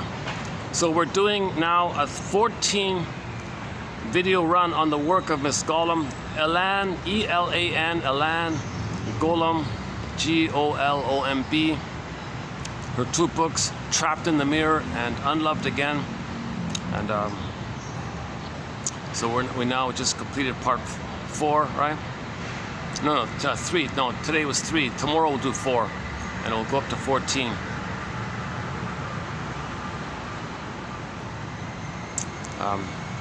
But the gist of it all is be aware of which puppet master, which psychological psychic memory construct cluster bundle interjected memorialized memories network, neural networking, called a cluster or called a construct. Okay, all your energy, life forces in there, and so you're operating out of that construct. Which construct is running your life in each given moment? So typically, the more traumatized the person, the more they're going to be dominated by the freezing parent construct. Trauma post 18 months, they're typically going to be dominated by the frozen child construct. But both can play both. Well, actually, the freezing parent one, they don't know that they got the frozen child underneath. But the codependents, they come from the frozen child one. But under immense stress, they can play the freezing one. You see, the pleasers and the caretakers, if they're under immense stress, they can go back, like regress back to the narcissistic place and become the critical parent one, right? So she said that herself. She did both in her relationships. She said that she typically would find frozen children to freeze and reject. So if a fellow liked her, she said she would reject them, freeze them, right? And sometimes she would look for a freezing parent to freeze her because she played the frozen child one. So she said she alternated between the two, and spent up until the late 50s doing this, and then got tired of it, and then and finally she said in her late 50s she found a mutual to mutual kind of relationship. She said.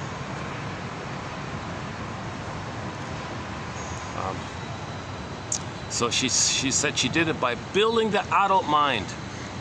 But the first step to building the adult mind is to know and identify which construct, which puppet master is taking over, freezing parent or frozen child.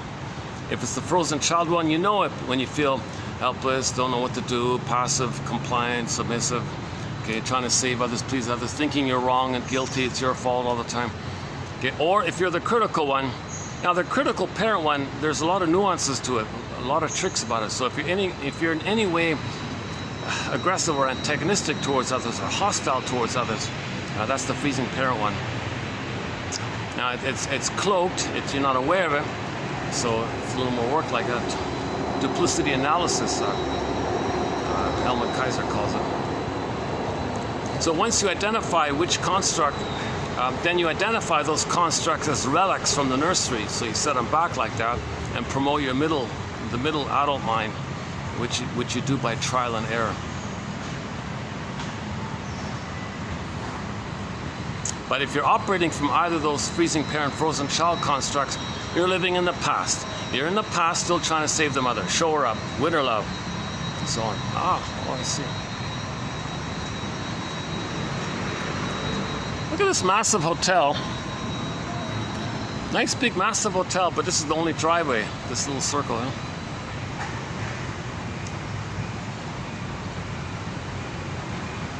Sometimes there's a huge hotel and they got a tiny lobby, like this one is a little bit. This one's maybe in the middle like that. But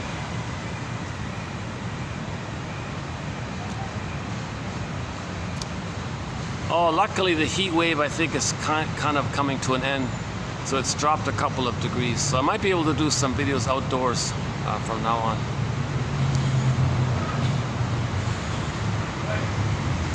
Just in time because I can't use the mall place.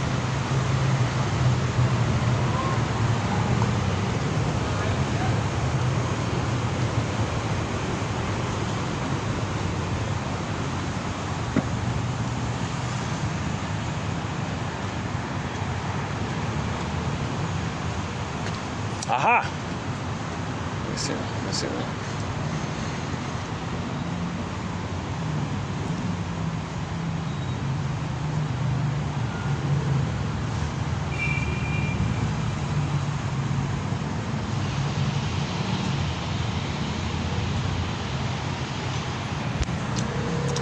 Yeah, these guys have the most expensive and the strongest coffee, these guys here.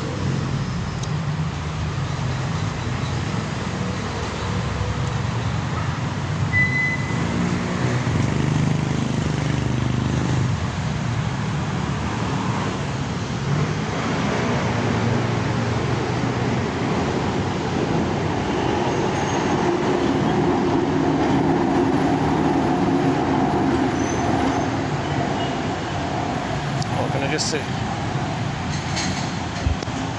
what about this with these trolley things here instead of one of these things? Let's see. This is the luggage mover thing. Okay, let's sit here. Let's close it up here. Interesting. Oh, interesting backdrop here.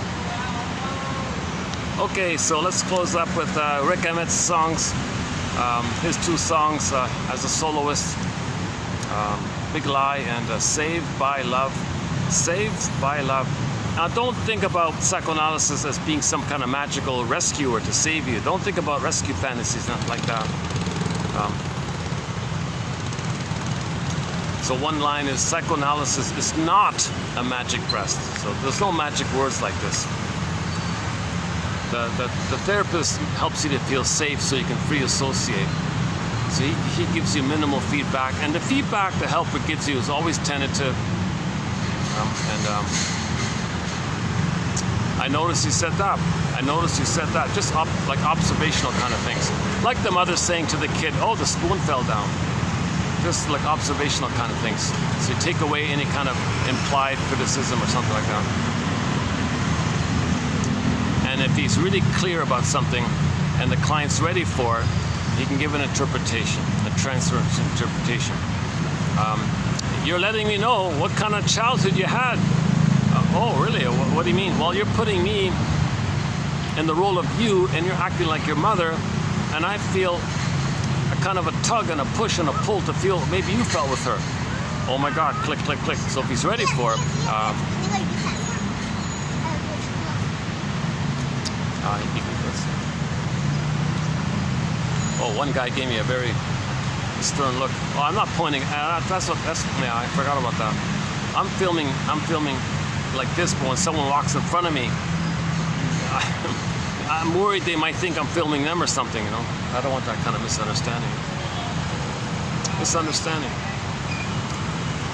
Oh yeah, we do have one song about Chilliwack. Yeah, we don't have that song on our soundtrack. We only have Fly at Night, Chilliwack, but they do have a song called Communication Breakdown.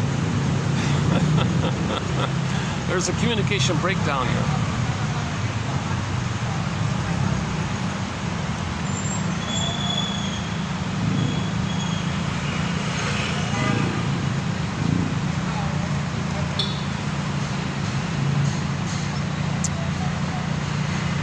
Yeah, so the shrink lets you feel safe. Grief is healed when it's witnessed by a caring other. So the other person, that other person knows what you're going through because they did it themselves, and they validate. They don't gaslight, they validate. The shrink says, you must have a very, I read about it. I haven't done this process. If I had the funds, play Joni Mitchell's song, This Flight Tonight. Made popular by Dan McCafferty. If I had the funds, I'd be on This Flight Tonight, you know, to do this analysis. But apparently, according to the books, the shrinks might say things like, you must have a very good reason for saying this. Wow, that's validating. You're validating. And then you pick up, then you internalize that and do it for yourself. I must have a very good reason for feeling this. Yes, and that validates, brings stuff up, right? Get your story.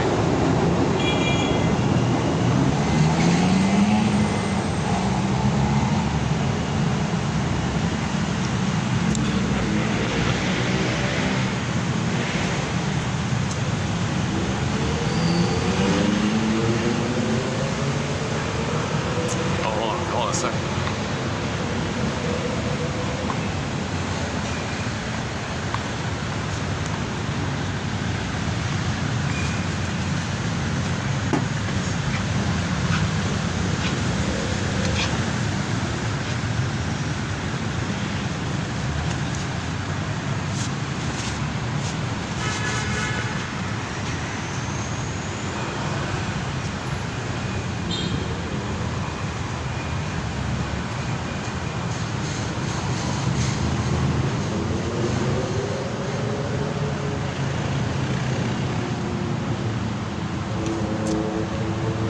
back to the Big Lie song. Really? Dumping 10 billion tons of plastic into the ocean, there's no problem? Really? No problem? Come on. That's a big lie. Those plastic bags, although they break up and all that, the bits of it disperse all over the place. Animals eat them, they get sick and all that. But another contributing factor is that it's stress on the water. It's kind of like a fever, I guess. So things are heated up. That messes with the vapors. The ocean vapor syndrome, water vapor syndrome, because the water's under heat, under stress, dealing with the plastic, these permanent chemicals, they say. And the short sellers will say, oh, no, it doesn't, they can handle it. That's a big lie. If there's too much moisture in the air now because of the water vapor tends in steaming up like a fever thing, then you might get more water, more downpours in the water, they said.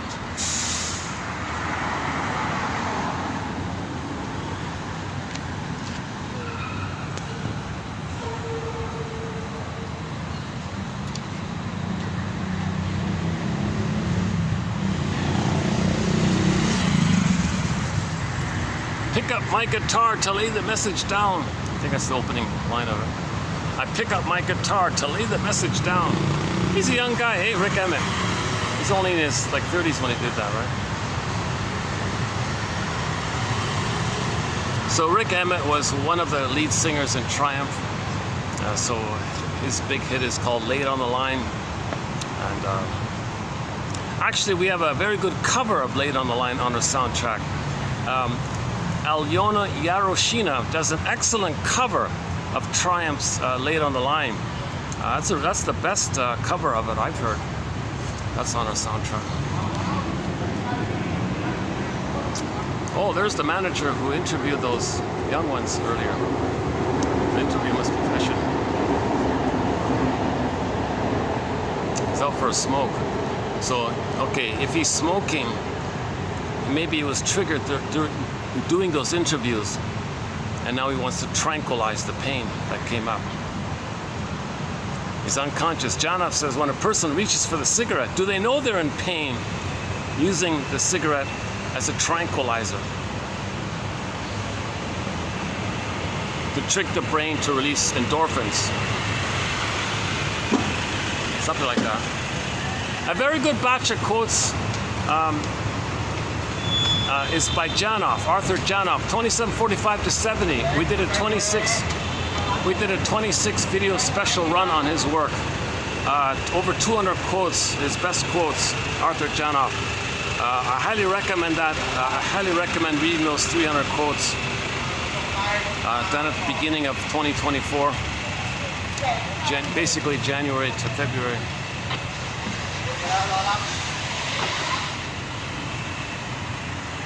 Oh, the little white flower. So the narcissist flower looks a little bit like this flower, not exactly, but if you look it up, narcissist flower, it looks a little bit like this.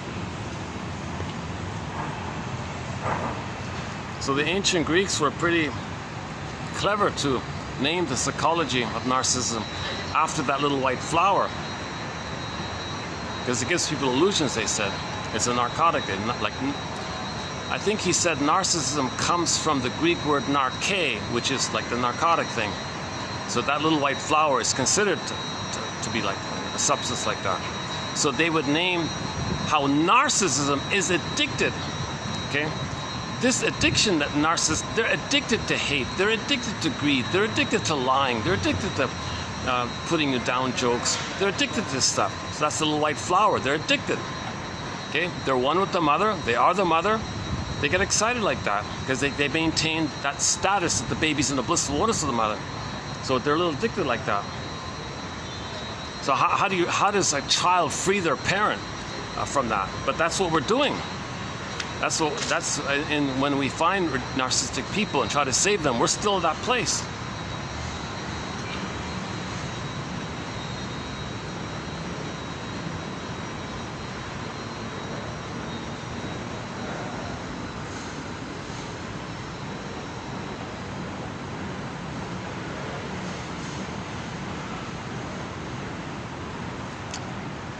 Or look up Alexander Lowen's book, Narcissism. He has it on the front cover of the book, the paperback. Look up the paperback for Alexander Lowen's book called Narcissism, simply called Narcissism. So Kimberly Harding, excellent. Drew Keys, okay, helpful. And now Elan Golem that we're doing now from Trapped in the Mirror. Trapped in the Mirror, that oneness, they're frozen there, the thorn, they're stuck there. And they're addicted and they're stuck. This narcissist supply, they're addicted to it. They got to get that supply and not let the supplier know that they're the supplier. How to trick it like that.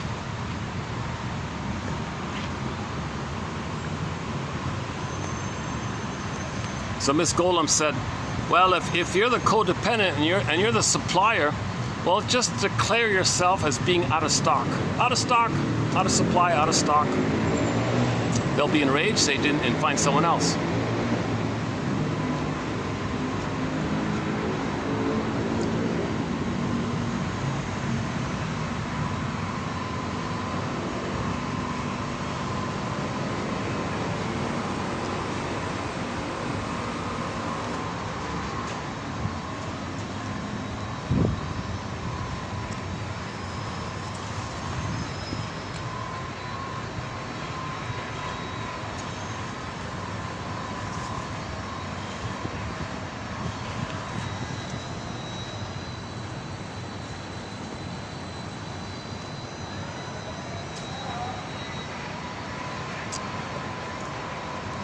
How are we doing?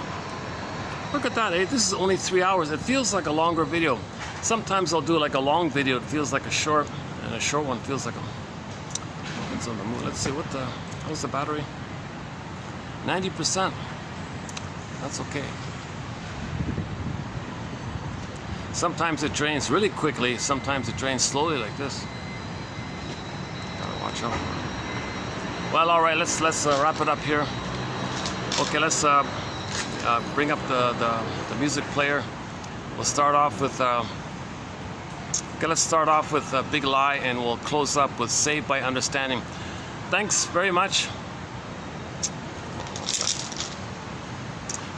Very often, the moment I'm about to close the video, someone kind of like walks right in front of me or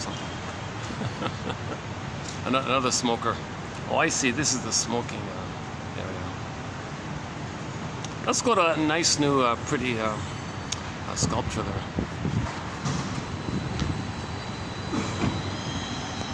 Okay, when I get to the new sculpture, the colorful leaf.